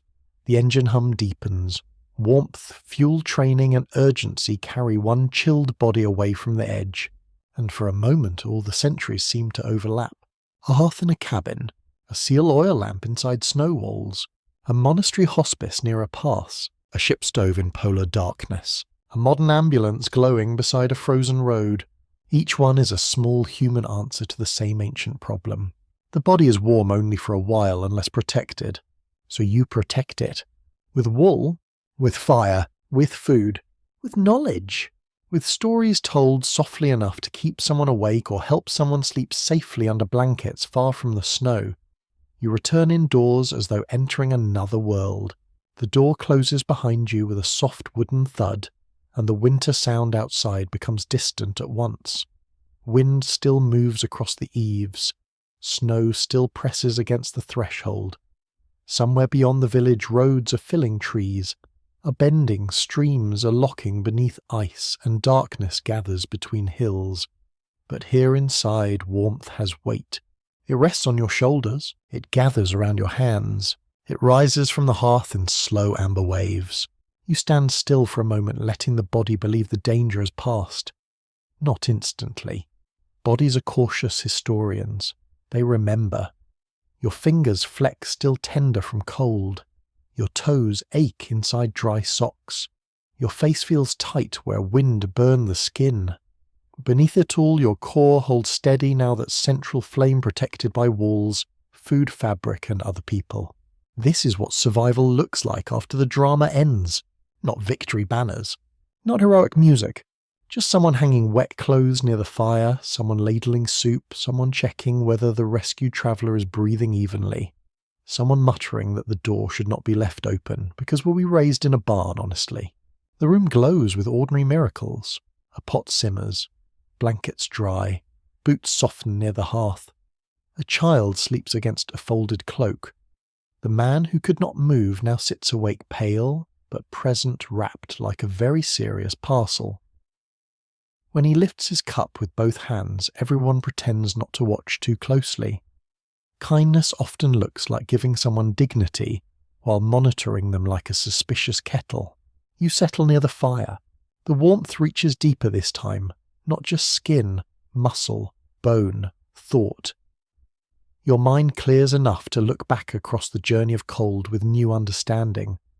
The first bite of winter forced blood inward. Shivering burned through energy. Fingers and toes were sacrificed at the edges. Thought grew foggy. Fire first snow shelters, food dry layers shared bodies' rescue systems, and careful rewarming all answered the same threat. The body wanted to live. History taught it how. Across centuries, people survive freezing conditions by learning, failing, remembering and telling the next person what not to do. Do not trust wet clothes. Do not believe the warm lie of alcohol. Do not sit down in snow just because peace has arrived. Do not ignore the quiet one at the back of the group. Do not laugh at old winter customs too quickly, especially if the person explaining them has all their fingers. The mainstream record gives us plenty of clear examples. Napoleon's retreat from Russia, Franklin's lost Arctic expedition, Shackleton's survival after the Endurance was crushed, Alpine hospices sheltering travellers, Inuit snow house, construction, naval crews fighting wet cold at sea. Each story reveals the same pattern. Cold does not merely attack the body. It attacks planning, pride supplies, morale, and time. Yet the smaller stories matter just as much. The person who left firewood in a roadside hut, the woman who warmed broth but withheld brandy, the guide who noticed speech slowing, the child who learned to check a companion's cheeks for pale frostbite patches, the village bell ringing through a storm, the old charm that beneath its poetry really meant please do not travel alone after sunset. One little remembered curiosity from winter folklore claimed that carrying a piece of bread close to the heart protected a traveller from freezing. Magical.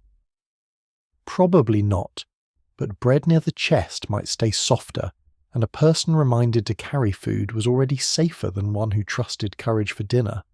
Folklore like stew sometimes hides nourishment in odd places.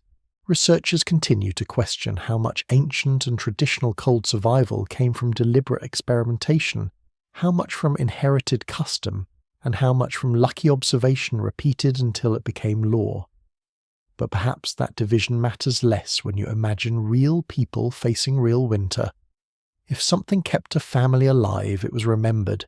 If something failed, it might become a warning, a superstition, a prayer, or a story told beside firelight, until children knew the lesson before they understood the science.